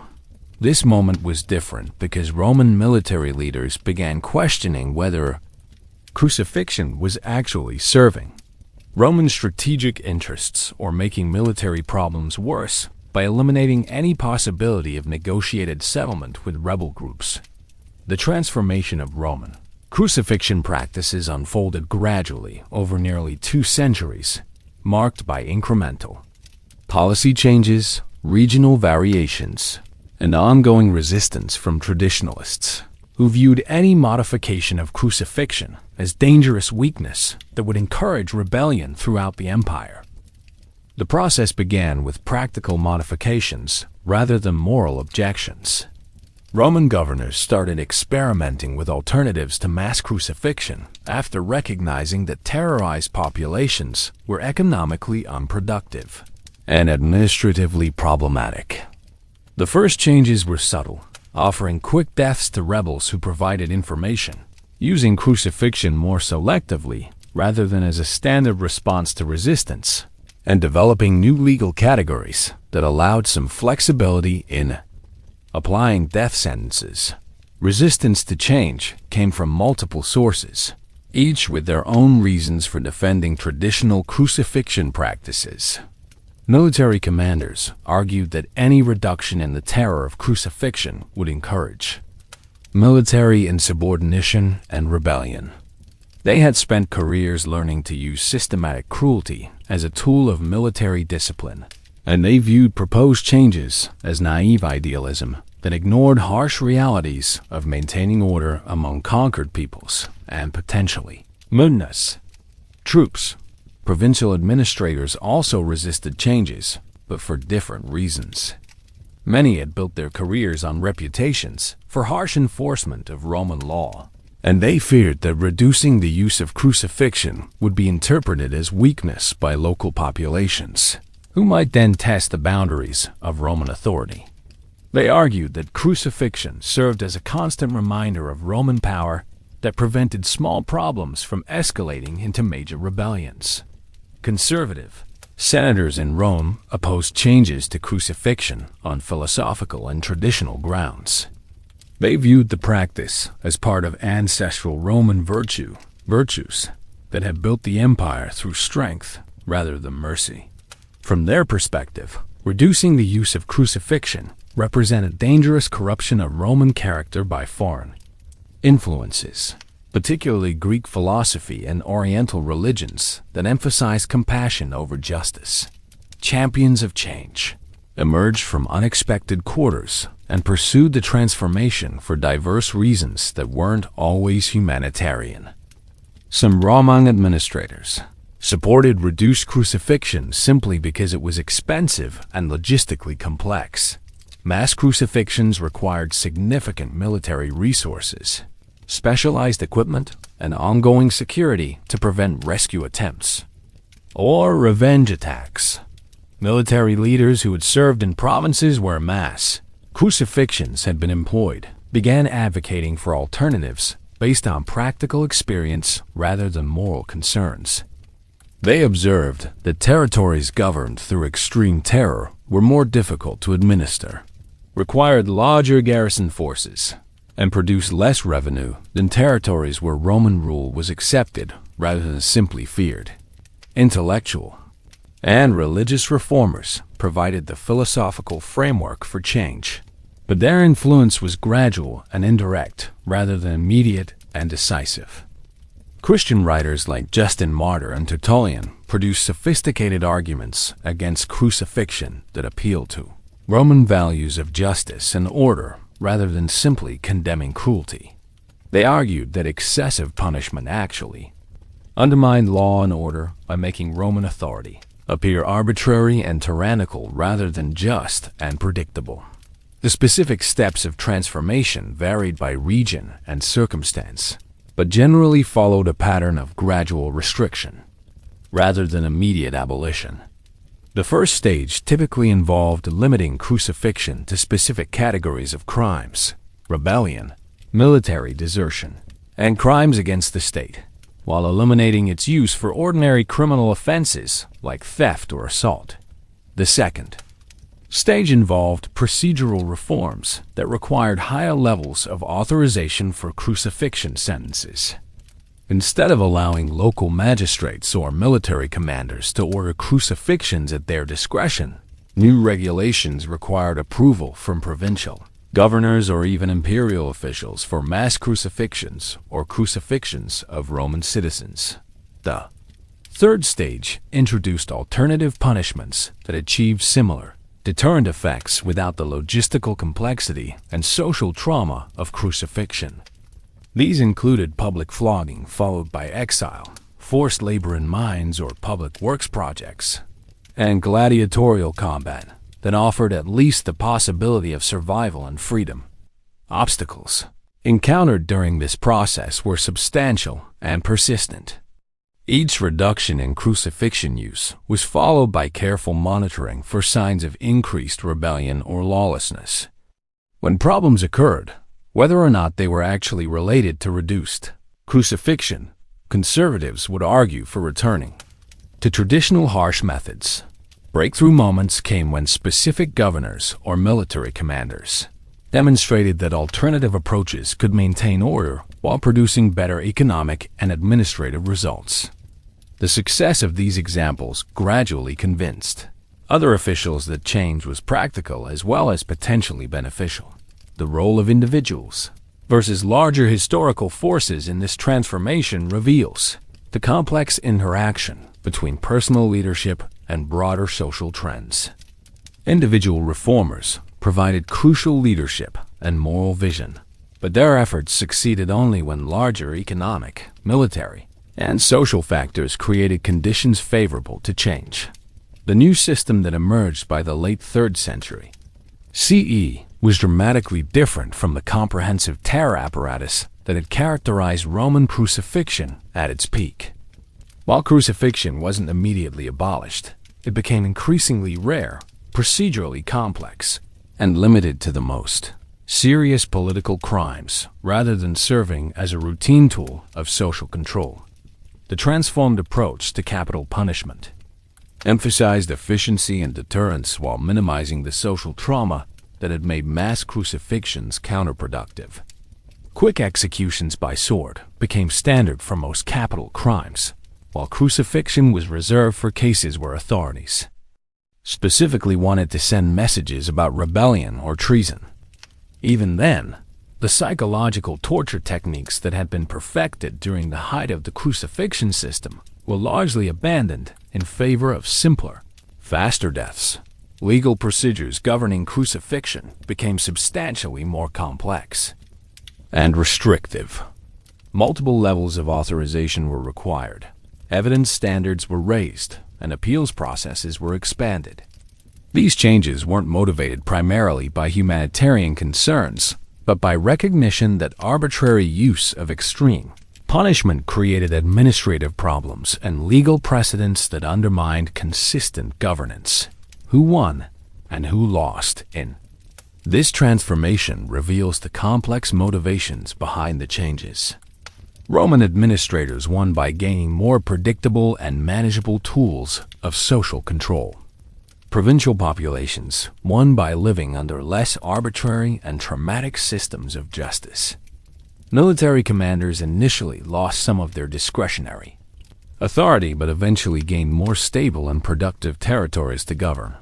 The biggest losers were ironically the traditional Roman elites who had viewed extreme punishment as essential to maintaining their social superiority. As crucifixion became rare and procedurally complex, the psychological distance between Roman citizens and non-citizens was reduced, contributing to broader social changes that would eventually transform the entire imperial system. New rules and norms emerged that emphasize proportionality, legal procedure, and administrative efficiency over psychological terror. Capital punishment was still common, but it was expected to serve clear legal and administrative functions rather than operating as generalized social terrorism.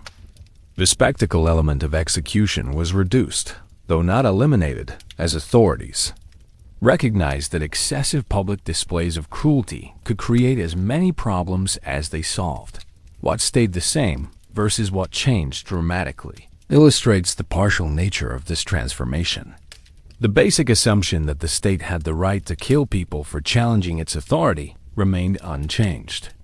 The hierarchy that made some lives more valuable than others persisted. The use of violence as a tool of social control continued, though in different forms. What changed dramatically was the scale, arbitrariness, and psychological sophistication of state violence. The systematic torture that had characterized Roman crucifixion was largely abandoned. The mass spectacles that had terrorized entire populations became rare. The assumption that extreme cruelty was necessary for effective governance was gradually replaced by recognition that excessive violence could be counterproductive. The new reality wasn't humanitarian in any modern sense. It was a more sophisticated and efficient system of authoritarian control that had learned from the failures of excessive terrorism. Was this change toward reduced crucifixion a positive development for human civilization? The answer depends on whether you evaluate it from the perspective of immediate harm reduction or longer-term implications for the development of systematic state violence. From an immediate humanitarian perspective, the reduction in crucifixion clearly reduced human suffering in measurable ways. Fewer people experienced the prolonged torture that had characterized Roman execution at its worst. Communities were less traumatized by mass spectacles of systematic cruelty. The arbitrary application of extreme punishment became less common, providing some predictability that made daily life less terrifying for ordinary people. However, the longer-term implications are more complex and potentially more troubling. The Romans didn't abandon the use of systematic violence for social control. They refined it, making it more efficient and less conspicuous. The psychological techniques developed for crucifixion weren't forgotten. They were adapted for other applications that were less visible, but potentially more pervasive. Different perspectives on this transformation revealed the difficulty of evaluating historical change. Contemporary Roman observers generally viewed the changes as evidence of imperial maturity and wisdom. The empire had learned to govern more effectively by using violence, more strategically rather than more extensively. Christian writers celebrated the changes as evidence of divine influence moderating human cruelty, though they recognized that the underlying systems of oppression remained largely intact. Short-term effects were generally positive for most people. Living under Roman rule, reduced arbitrary violence, more predictable legal procedures, and less community trauma made daily life more bearable and economically productive. Long-term effects were more ambiguous, as the Roman innovations in systematic social control provided models that would be adapted and refined by later authoritarian systems throughout history. Modern judgment tends to focus on the humanitarian improvements, while perhaps underestimating the significance of Rome's innovations in making state violence more sophisticated and psychologically effective through reduced visibility and increased precision. In the centuries that followed the initial reduction of crucifixion practices, the Roman Empire struggled with the unintended consequences of abandoning its most effective tool of psychological terror, while simultaneously discovering that the techniques developed for crucifixion had applications far beyond execution that would shape governance, religion, and social control in ways no one had anticipated. The immediate aftermath of reduced crucifixion revealed both the benefits and costs of the transformation. Provinces that had been terrorized by mass crucifixions gradually recovered economically and socially, but this recovery took generations rather than years. Communities that had experienced systematic trauma developed what modern psychologists would recognize as collective PTSD symptoms: hypervigilance about authority, difficulty trusting social institutions, and cultural practices designed to avoid attracting official attention that persisted long after the immediate threat had passed. Roman administrators discovered that governing traumatized populations required different skills and approaches than those that had been effective in non-traumatized territories. Standard Roman administrative practices, tax collection, military recruitment, judicial proceedings, public works projects, all had to be modified in regions where mass crucifixions had occurred, because normal social cooperation had been damaged by fear and mistrust. The second-generation effects were more subtle, but potentially more significant than the immediate changes. Roman military culture, which had been shaped by centuries of using systematic cruelty as a tool of discipline and deterrence, struggled to adapt to new expectations about proportional punishment and legal procedure.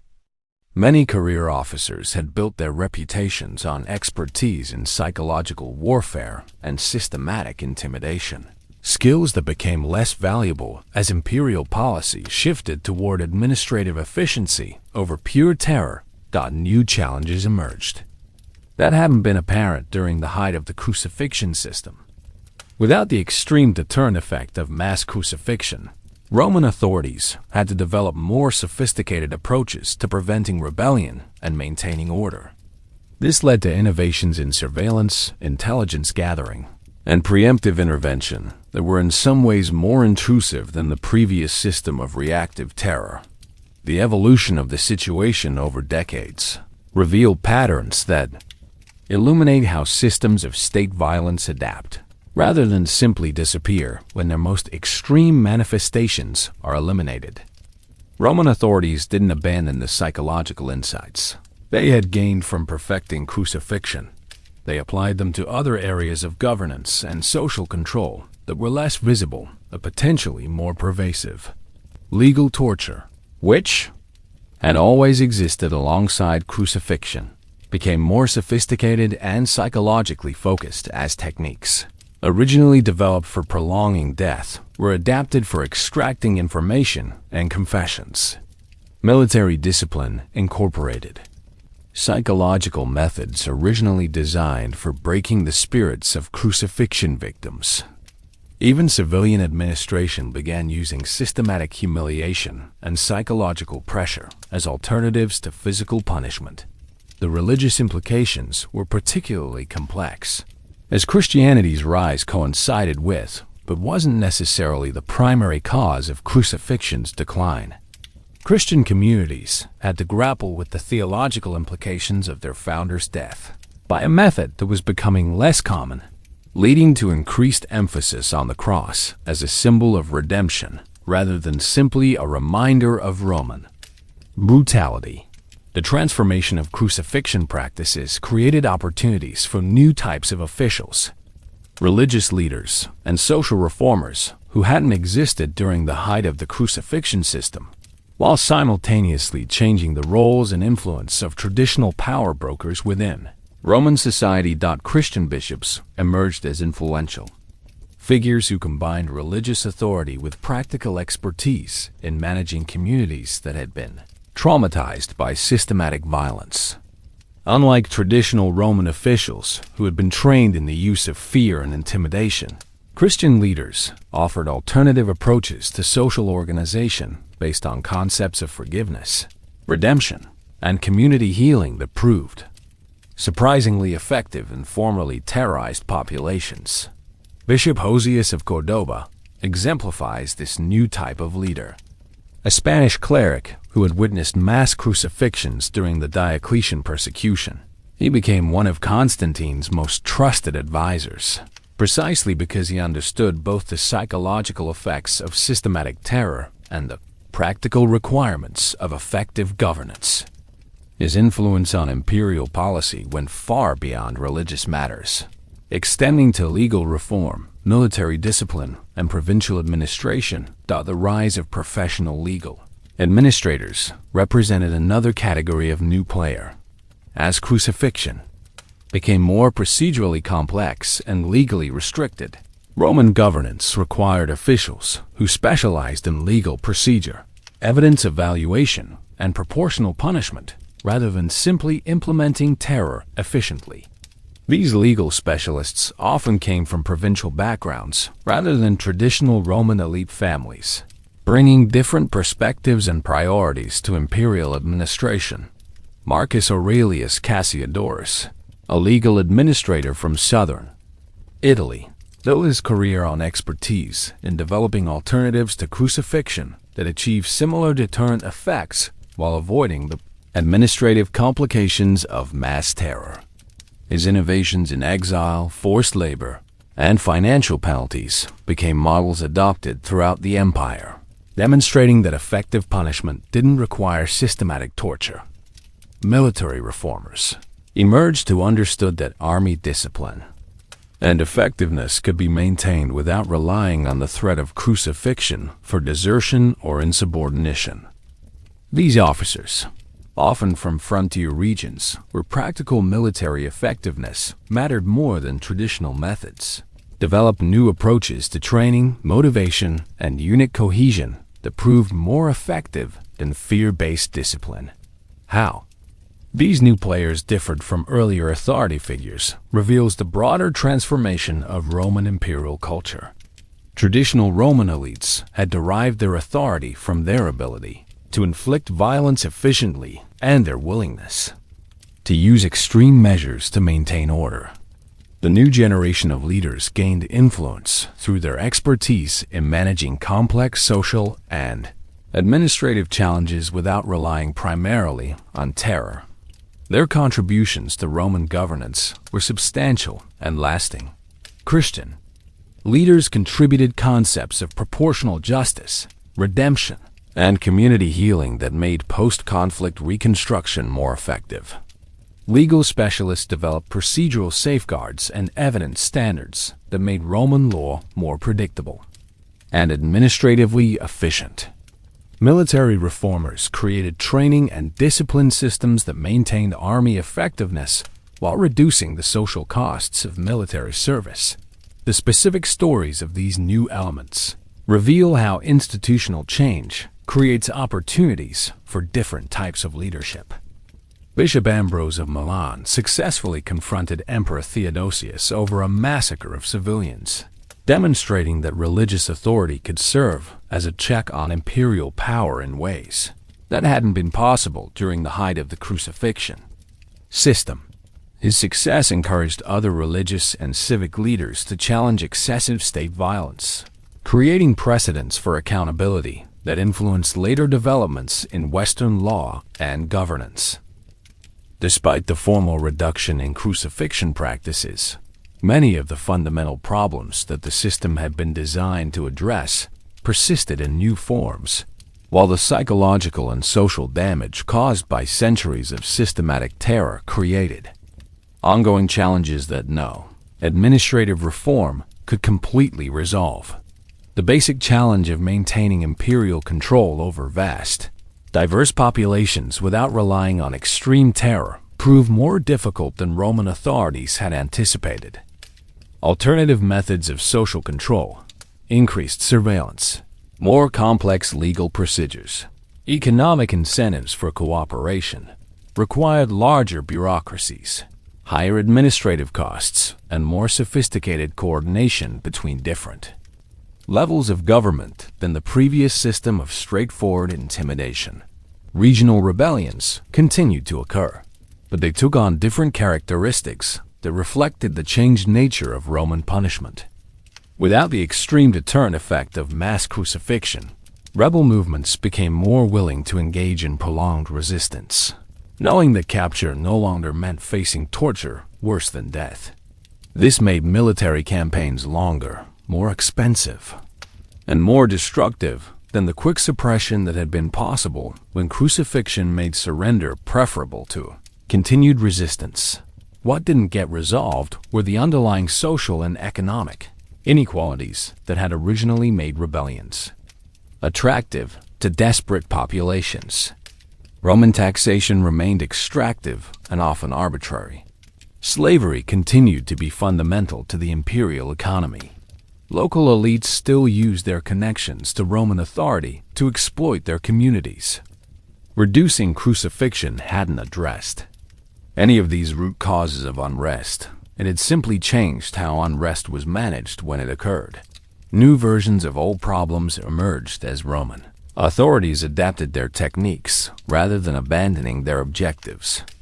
The psychological methods developed for crucifixion were applied to legal torture, creating more sophisticated approaches to extracting confessions and information that were arguably more effective than the previous crude methods.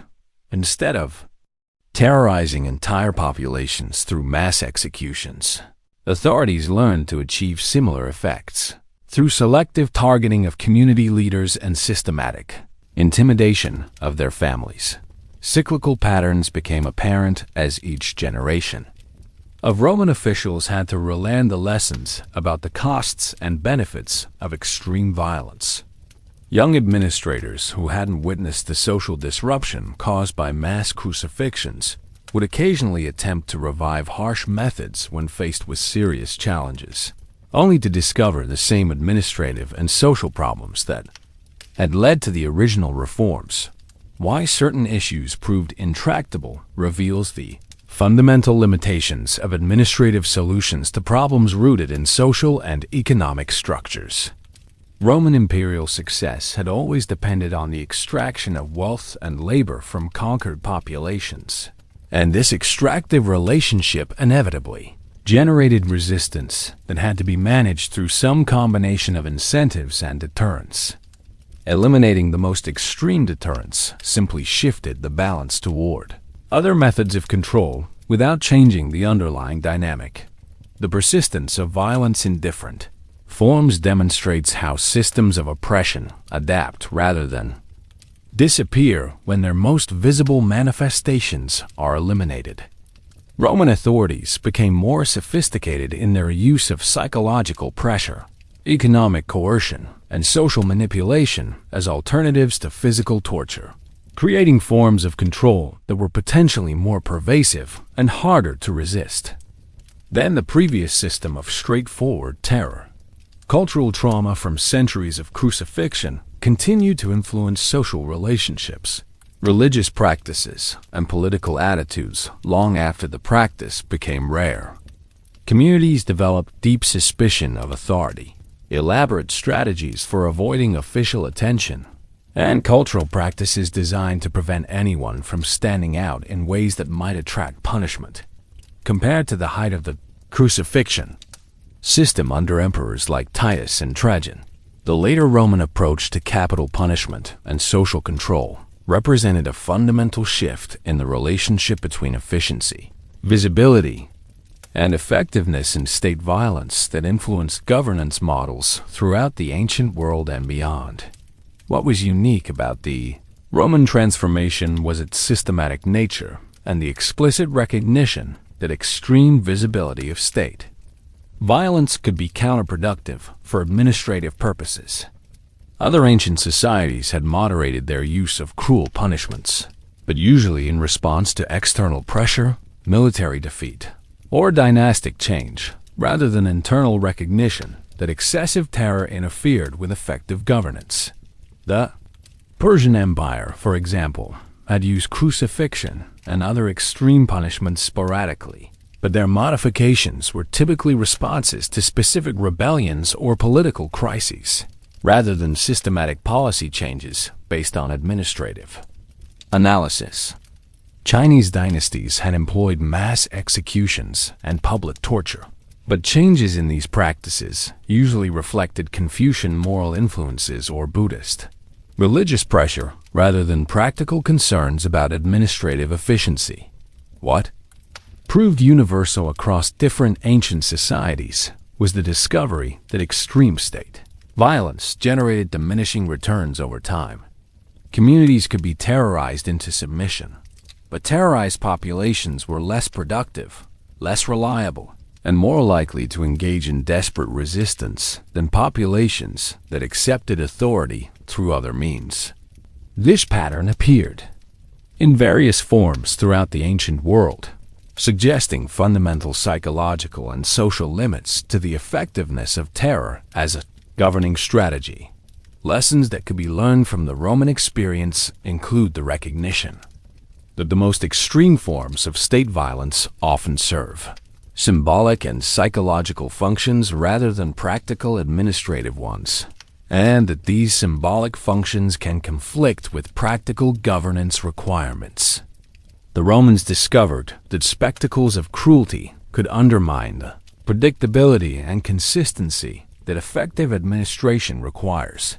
Patterns that repeated elsewhere demonstrate the tendency for systems of state violence to become institutionalized and self-perpetuating, even when they no longer serve their original purposes effectively.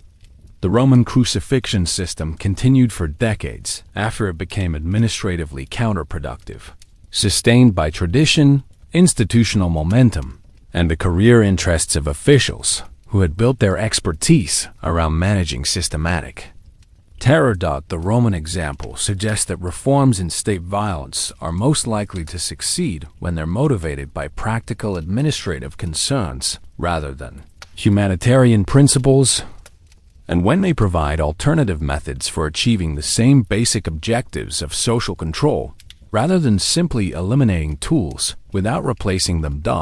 By the early 4th century CE, multiple indicators pointed toward the complete abandonment of crucifixion as a Roman execution method, though few contemporaries recognized these signs as evidence of an approaching transformation that would end nearly 6 centuries of systematic state terror through prolonged torture.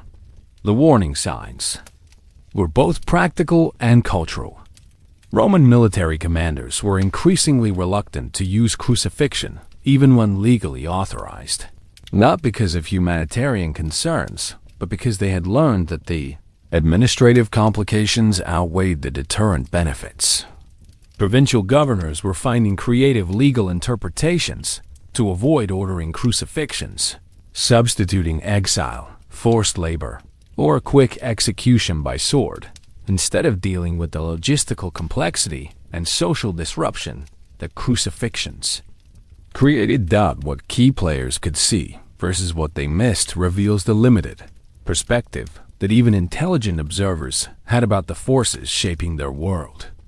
Christian intellectuals like Lactantius understood that their religion's growing influence was changing imperial attitudes towards state violence, but they underestimated how much practical administrative concerns were driving policy changes independent of religious influence. They saw divine providence where secular observers might have recognized bureaucratic efficiency. Roman traditionalists, meanwhile, could see that imperial policy was moving away from harsh punishment that they misinterpreted this trend as temporary weakness rather than permanent transformation.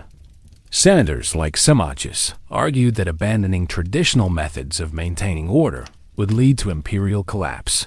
not recognizing that the empire was actually becoming more stable as it reduced its reliance on extreme terror. Military leaders showed the most accurate understanding of the changing situation, recognizing that crucifixion had become politically and administratively problematic, while alternative methods of discipline and deterrence had proven more effective. Veterans who had served during the height of the crucifixion system could compare the relative effectiveness of different approaches to maintaining order and increasingly concluded that extreme methods created more problems than they solved. Resistance to inevitable change came from multiple sources with different motivations.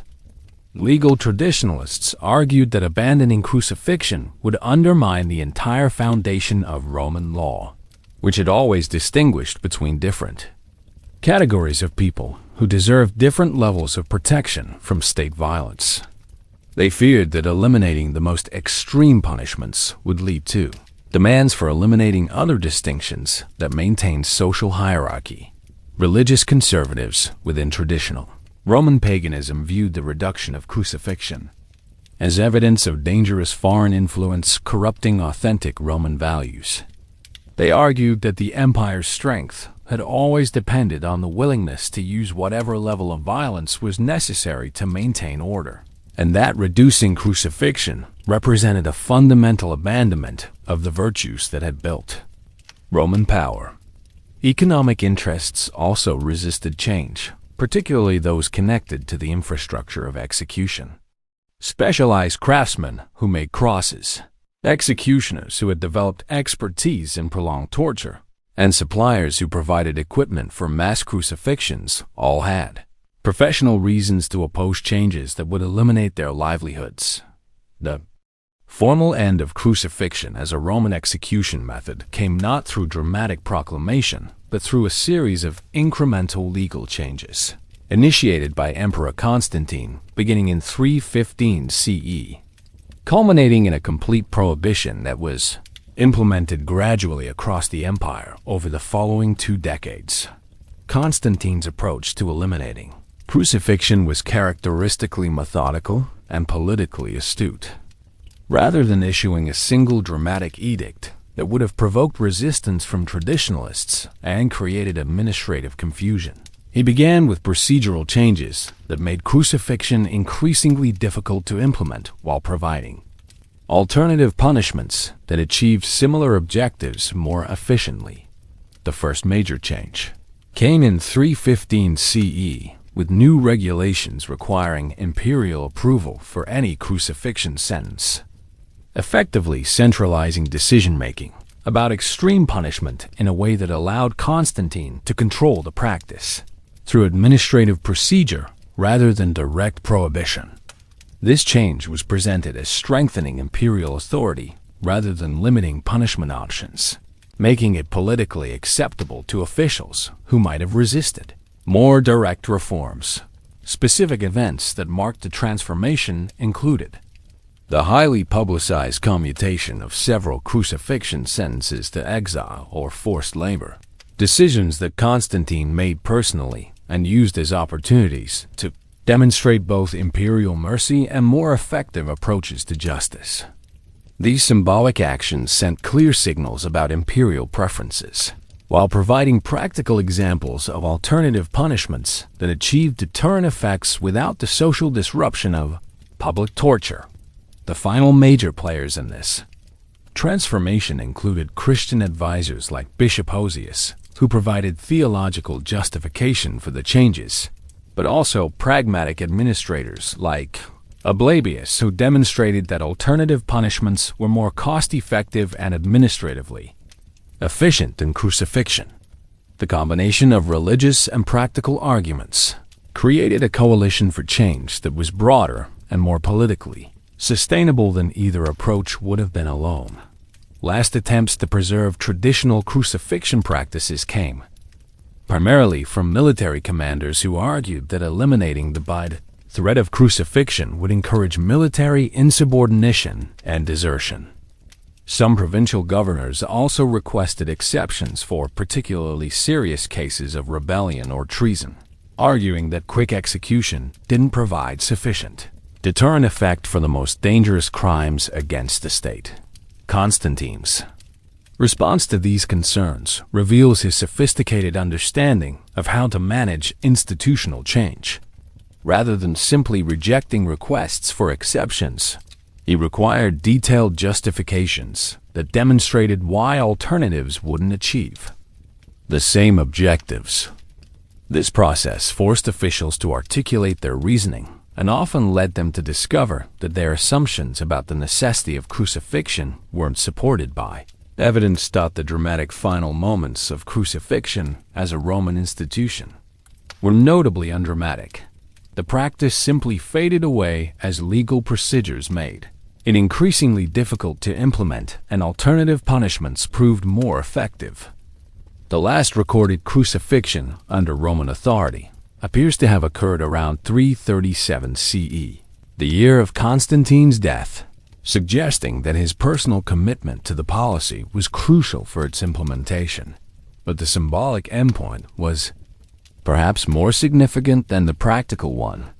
Constantine's own deathbed baptism in 337 CE marked the final transformation of an empire that had once defined itself through its willingness to inflict the most extreme suffering on its enemies, into one that officially embraced a religion founded by a crucifixion victim. The irony was lost on few contemporaries, and it provided a powerful narrative of historical transformation that influenced how later generations understood the relationship between political power and moral authority. What made this end different from previous reductions in crucifixion was its systematic and permanent nature. Earlier emperors had occasionally suspended or limited crucifixion for specific regions or time periods, but these changes had always been temporary responses to particular circumstances. Constantine's reforms were designed to be permanent and universal, backed by new legal frameworks and administrative procedures that made resurrection of the practice difficult, even for future emperors who might want to restore it. The gradual decline rather than sudden abolition was crucial for the success of the transformation, allowing time for alternative systems to develop and prove their effectiveness before the old system was completely eliminated. The end of Roman crucifixion resulted from a convergence of practical, religious, and cultural factors that made the practice incompatible with the empire's evolving needs. Though the relative importance of these different causes remains debated by historians and reveals the complex relationship between moral progress and administrative efficiency. Internal problems with crucifixion had been accumulating for decades before Constantine's reforms provided the final push toward abolition. The administrative burden of organizing mass crucifixions was enormous, requiring specialized personnel, equipment, and security arrangements that diverted resources from other imperial priorities. Provincial governors increasingly complained that crucifixions required weeks of preparation and follow-up that interfered with their ability to handle routine administrative responsibilities. The psychological costs of maintaining a crucifixion system had also become apparent to Roman officials who had to manage its effects. Communities that had experienced mass crucifixions showed persistent problems with tax collection, military recruitment, and social cooperation that lasted for generations. The short-term deterrent benefits of extreme terror were increasingly outweighed by long-term administrative complications that made affected regions more difficult and expensive to govern. External pressures came primarily from the growing influence of Christianity, but also from changing cultural attitudes throughout the Mediterranean world that were making extreme public violence less acceptable to educated elites. The empire's increasing integration with Greek philosophical traditions, Persian administrative practices, and other cultural influences created intellectual frameworks that questioned whether systematic torture was compatible with effective leadership and social stability. The role of individuals versus historical forces in ending Crucifixion illustrates the complex interaction between personal leadership and broader social trends. Constantine's personal conversion to Christianity provided crucial political support for abolishing crucifixion, but the practical groundwork for this change had been laid by decades of administrative experience that demonstrated the problems. With extreme terror as a governing strategy, without Constantine's leadership, crucifixion might have continued in reduced form for decades longer. But the underlying practical problems that made the practice increasingly problematic would have eventually forced changes, regardless of the religious transformation of the empire.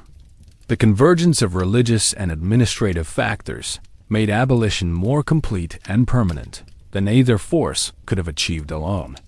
What could have been done differently reveals the path-dependent nature of institutional change and the importance of timing in policy transformation. Earlier emperors could have implemented similar reforms, but they lacked the religious and cultural frameworks that helped Constantine justify the changes to traditionalist opposition. Later emperors might have faced greater resistance if crucifixion had become more deeply entrenched in imperial administration, thought the question of inevitability versus contingency in the end of crucifixion remains complex. The practical problems with extreme terror as a governing strategy suggest that some form of moderation was probably inevitable as the empire matured and required more sophisticated administrative systems. However, the specific timing, method, and completeness of the abolition depended heavily on Constantine's personal decisions and the particular religious and cultural circumstances of the early 4th century. Alternative scenarios might have included gradual reduction without complete abolition, regional variations that preserved crucifixion in some provinces while eliminating it in others, or cyclical patterns where harsh methods were periodically revived during crisis periods.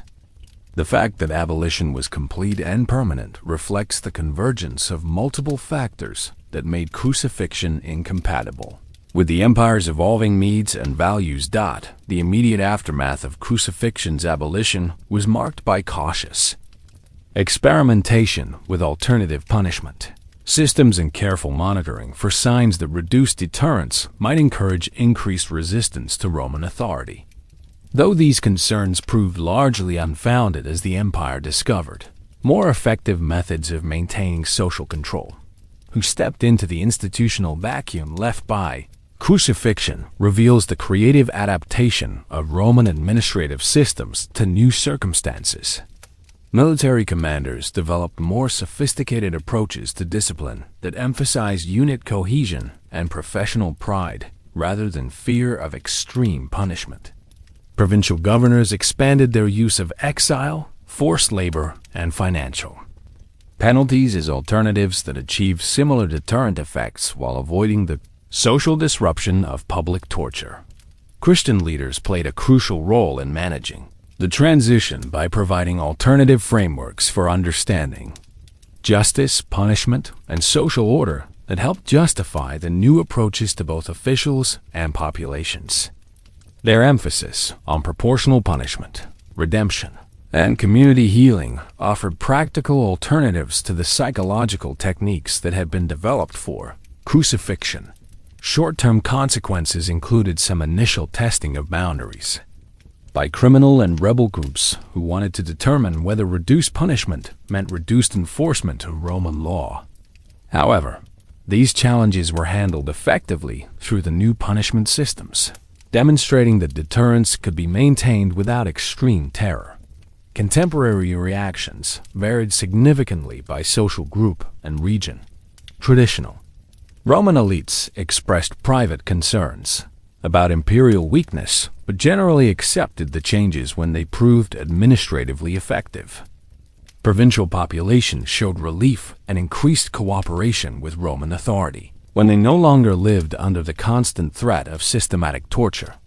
Attempts at revival or continuation were minimal and unsuccessful, largely because the practical problems that had led to abolition persisted and alternative methods proved more effective for most purposes.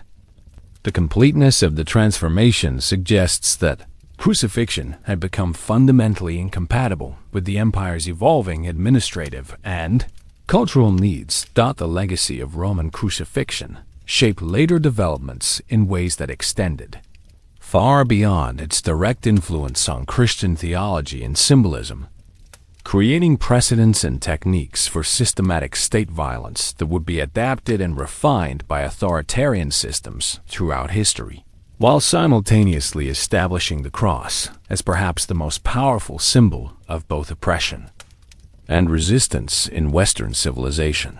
Specific influences on later governmental systems reveal how the Romans' innovations in psychological warfare and systematic terror provided blueprints that would be studied and adapted by rulers facing similar challenges of controlling large, diverse populations. Medieval European monarchs explicitly referenced Roman practices when developing their own methods of public execution and social control, though they lacked the administrative sophistication to implement crucifixion-style psychological warfare. On the Roman scale, the Spanish Inquisition adopted many of the psychological techniques that Romans had perfected for crucifixion: isolation, manipulation, forced complicity in one's own degradation, and public humiliation designed to break the spirit as well as punish the body. While the Inquisition used different physical methods, the underlying psychological strategy of systematic dehumanization followed Roman precedents closely enough that historians have traced direct institutional connections through medieval legal texts and administrative practices. How later generations viewed Roman crucifixion reveals the complex relationship between moral progress and historical memory. Medieval Christians simultaneously celebrated their religion's triumph over Roman brutality while developing their own systems of systematic religious violence that in some ways exceeded Roman cruelty.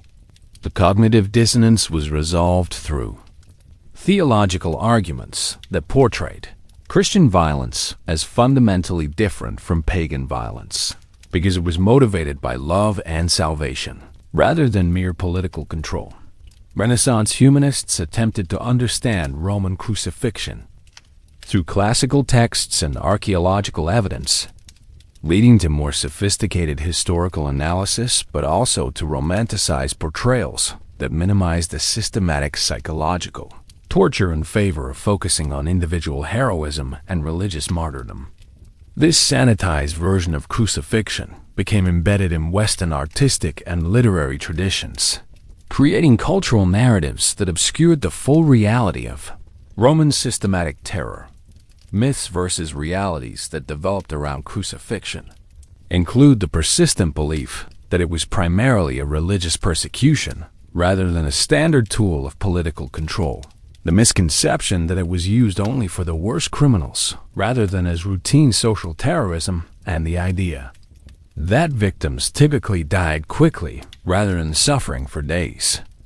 These myths served important cultural and political functions by making the historical reality psychologically bearable while preserving the symbolic power of the cross.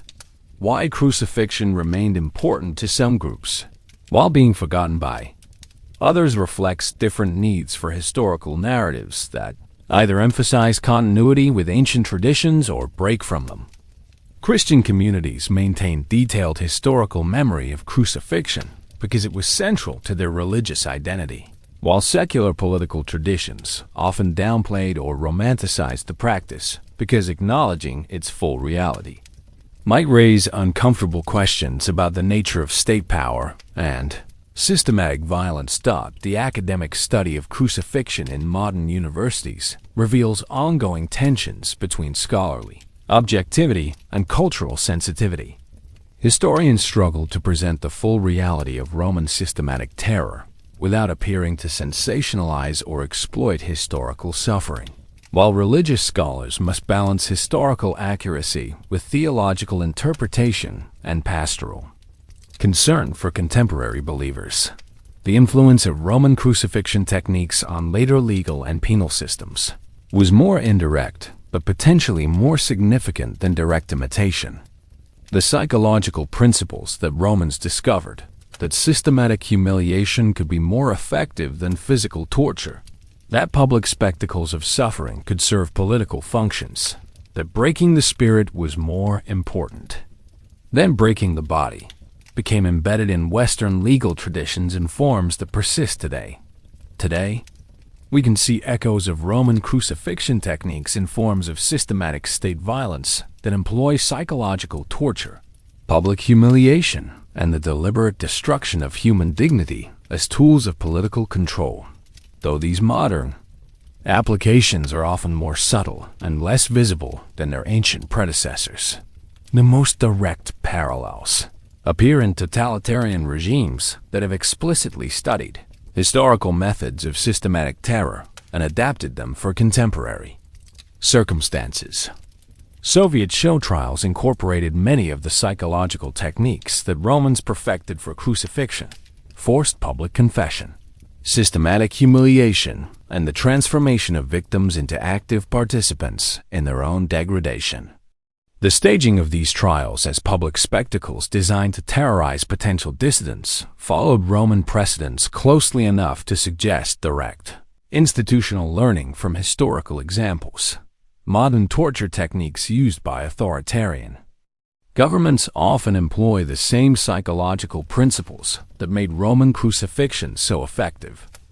The emphasis on breaking the victim's spirit and sense of identity, the use of prolonged psychological pressure rather than immediate physical destruction, and the manipulation of hope and despair to maintain consciousness during suffering all reflect innovations that Romans developed specifically for crucifixion.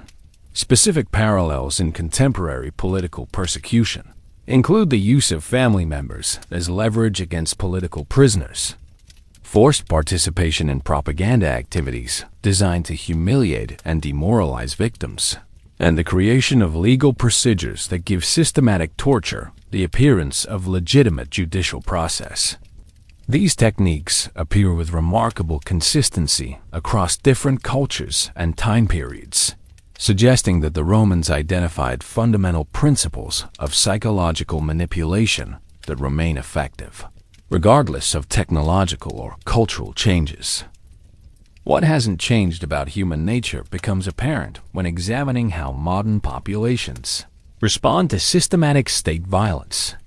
The same psychological mechanisms that made Roman crucifixion effective as a deterrent, fear of prolonged suffering, anxiety about family members, concern about public humiliation, continue to influence political behavior in contemporary societies.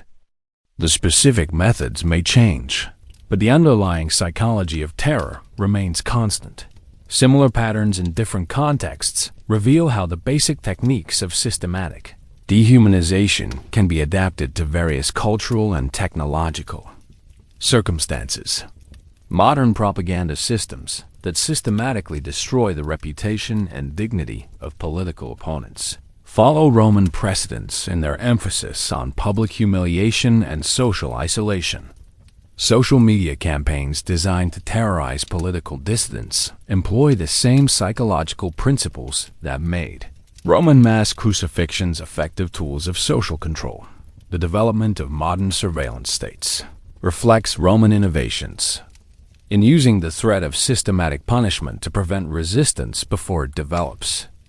Contemporary governments that monitor communications, track social networks, and maintain databases of potential dissidents are implementing on a technological scale the same strategy that Romans achieved through the threat of crucifixion, creating pervasive fear that makes active resistance psychologically impossible for most people. Lessons for contemporary issues include the recognition that systematic state violence tends to become institutionalized and self-perpetuating even when it's no longer serving its original purposes effectively. Modern democracies struggling with police violence, prison systems, and military intervention abroad face many of the same challenges that eventually forced Romans to abandon crucifixion. The discovery that extreme methods often create more problems than they solve while corrupting the institutions that employ them. The Roman example also demonstrates that reforms in state violence are most successful when they're based on practical concerns about effectiveness rather than purely humanitarian arguments. Contemporary efforts to reduce systematic violence may be more successful when they focus on demonstrating that alternative approaches achieve better results rather than simply arguing that extreme methods are morally wrong. Perhaps most importantly, the Roman experience with crucifixion reveals how easily systematic cruelty can become normalized in societies that consider themselves civilized and moral. The same psychological and social mechanisms that allowed Romans to accept mass torture as routine entertainment continue to operate in modern societies, making it possible for contemporary populations to accept or ignore systematic violence when it's directed against groups they consider threatening or human. The persistence of these patterns suggests that the capacity for systematic cruelty is not limited to particular cultures or historical periods, but represents a permanent potential in human social organization that requires constant vigilance and institutional safeguards to prevent. Even now, Roman crucifixion continues to influence multiple areas of contemporary life in ways that are often invisible to people who don't recognize the historical connections between ancient practices and modern institutions, revealing how deeply the techniques of systematic state violence have been embedded in Western civilization. Academic study of crucifixion has evolved into a specialized field that combines historical research, archaeological investigation, medical analysis, and psychological study to understand not just what happened, but why these techniques were so effective and how they influenced later developments. Universities offer courses on the history of torture, the psychology of systematic violence, and the development of state terror that trace direct connections between Roman practices and contemporary issues. Popular culture continues to be fascinated by crucifixion, though usually in sanitized forms that emphasize religious symbolism or individual heroism, rather than confronting the full reality of systematic psychological torture.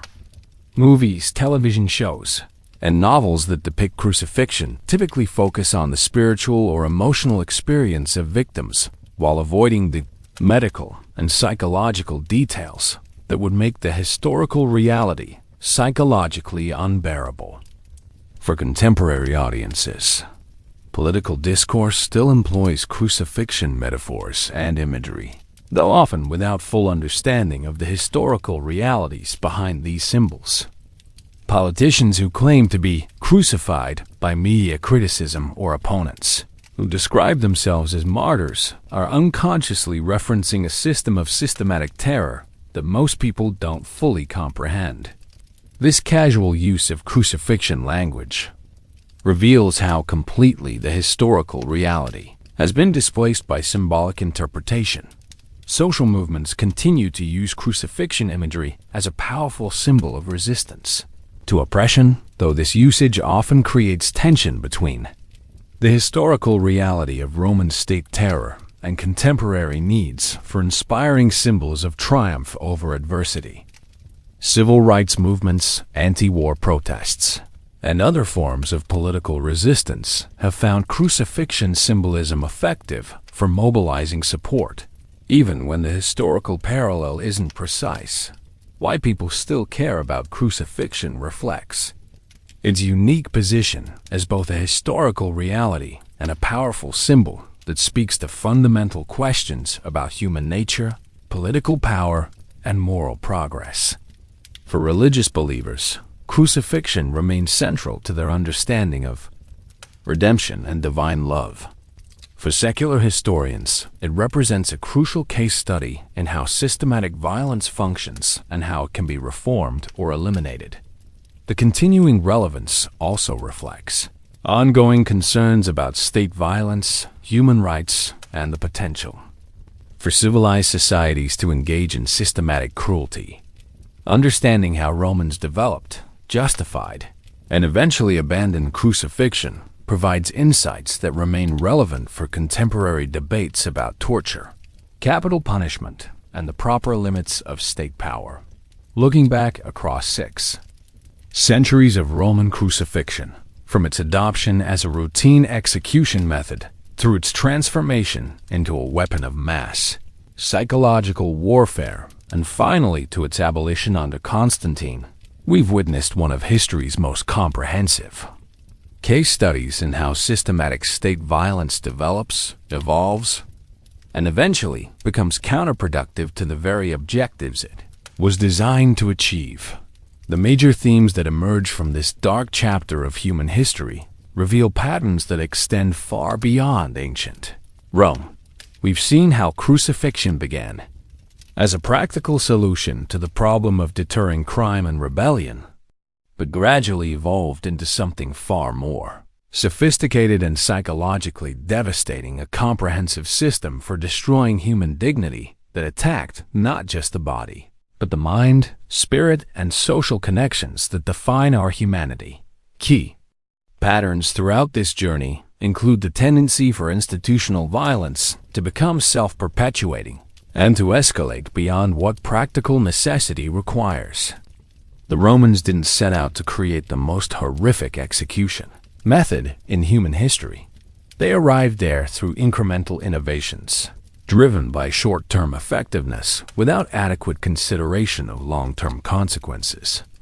Each generation of executioners built upon the techniques of their predecessors, gradually perfecting methods of psychological torture that would have shocked earlier Romans. The most surprising discoveries involved the sophisticated understanding of human psychology that Roman authorities developed through centuries of systematic experimentation with prolonged torture.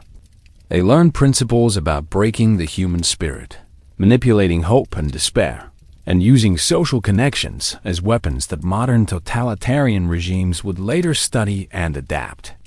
The Romans were inadvertent pioneers in psychological warfare whose innovations continue to influence systems of state terror today. Perhaps most importantly, we've seen how understanding of the true costs of systematic violence can evolve even within societies that initially embrace extreme methods. The same Roman administrative culture that perfected crucifixion eventually recognized that extreme terror was incompatible with effective governance, leading to reforms that prioritize practical efficiency over psychological intimidation.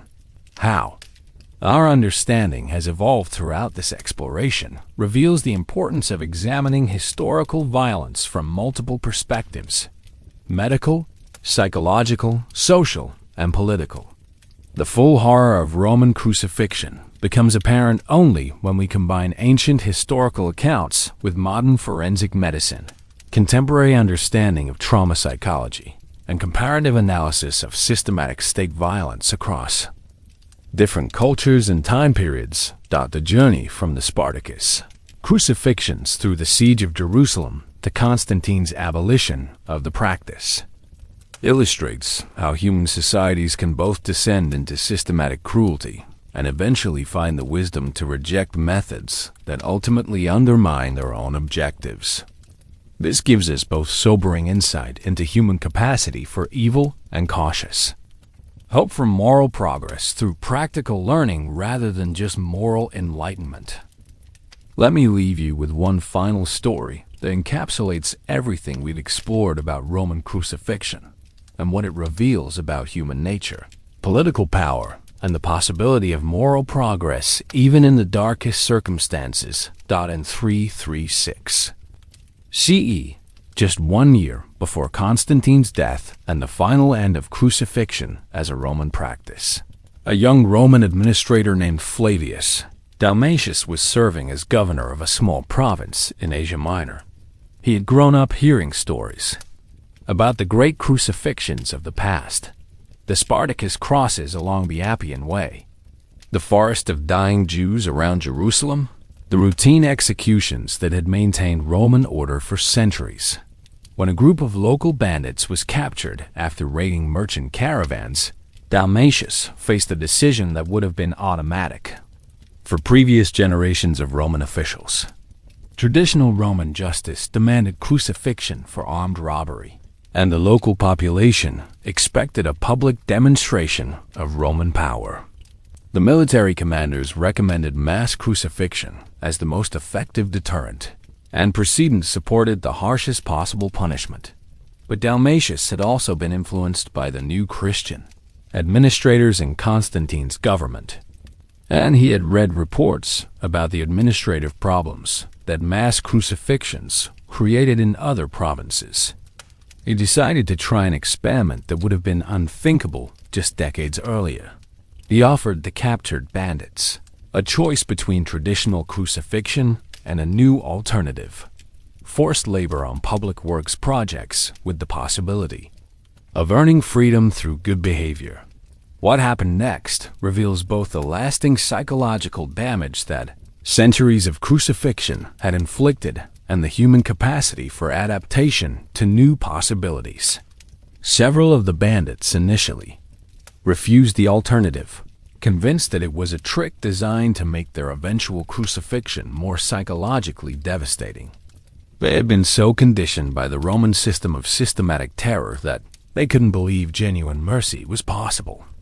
Others accepted the offer, but spent months waiting for the other shoe to drop, convinced that they would eventually be crucified anyway once their labor was no longer needed. The psychological scars of living under a system where prolonged torture was always a possibility had created forms of trauma that persisted even after the threat was removed. But gradually, as the new system proved genuine and effective, both the former bandits and the local population began to adapt to a different understanding of Roman justice. The public works projects they completed, roads, aqueducts, public buildings, provided lasting benefits to the community, while demonstrating that punishment could be constructive rather than purely destructive. Most remarkably, several of the former bandits eventually became productive citizens who contributed to their communities in ways that would have been impossible if they had been crucified or permanently traumatized by the experience of systematic torture. Their transformation illustrated the human capacity for redemption and growth that the Roman crucifixion system had systematically destroyed for centuries. This story encapsulates the broader themes we've explored because it shows how deeply the psychology of systematic terror had penetrated Roman society, affecting not just victims but entire communities that had learned to expect and accept extreme cruelty as normal. Yet it also demonstrates that even societies shaped by centuries of institutional violence can change course and discover more effective approaches to justice and social order.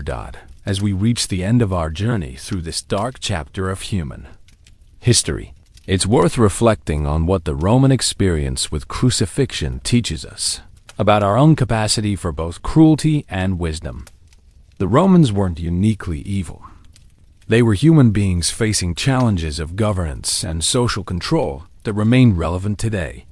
Their innovations in systematic terror emerged from understandable desires for security and order, yet led to consequences that ultimately undermined their own objectives. Perhaps the most important lesson is that institutional violence has its own logic and momentum that can carry societies far beyond what they originally intended. But the Roman experience also demonstrates that practical wisdom can eventually triumph over traditional brutality when the costs become undeniable. The cross no longer serves as an instrument of torture, but it remains a powerful reminder of both human capacity for systematic cruelty and the possibility of finding better ways to organize our societies and resolve our conflicts. Thank you for joining me on this difficult but necessary exploration of one of history's darkest chapters. I know this hasn't been easy viewing. Confronting the full reality of systematic human cruelty never is. But understanding how societies can descend into institutionalized brutality and how they can eventually find the wisdom to change course remains one of the most important lessons history can teach us. Throughout this journey, we've seen that the Romans weren't monsters. They were people facing real challenges who developed solutions that seemed logical within their cultural framework. But that gradually escalated into something far more horrific than anyone had originally intended. This should serve as both a warning and a source of cautious hope. A warning because it demonstrates how easily the machinery of systematic cruelty can develop and become normalized in any society. Hope because it shows that even deeply entrenched systems of violence can be reformed when their costs become apparent. The medical reality of crucifixion, the prolonged dying, the systematic psychological torture, the deliberate destruction of human dignity forces us to confront uncomfortable truths about human nature and political power. But understanding these realities is essential if we want to recognize similar patterns in our own time and prevent their development. Perhaps most importantly, the Roman experience demonstrates that moral progress is possible, though it often comes through practical learning rather than sudden moral enlightenment. The Romans didn't abandon crucifixion primarily because they decided it was wrong. They abandoned it because they learned it was counterproductive. This suggests that appeals to practical effectiveness might be more successful than purely moral arguments in reforming contemporary systems of institutional violence. The psychological techniques that Romans developed for crucifixion didn't disappear. When the practice was abolished, they were adapted for other purposes and continue to influence systems of state control today. Recognizing these patterns in contemporary forms helps us understand how systematic dehumanization works and how it can be resisted. As you reflect on this history, consider what it reveals about the societies we live in today. Where do we see the normalization of systematic cruelty? How do institutional pressures shape individual behavior in ways that people don't fully recognize? What early warning signs might indicate that well-intentioned policies are evolving into something more dangerous?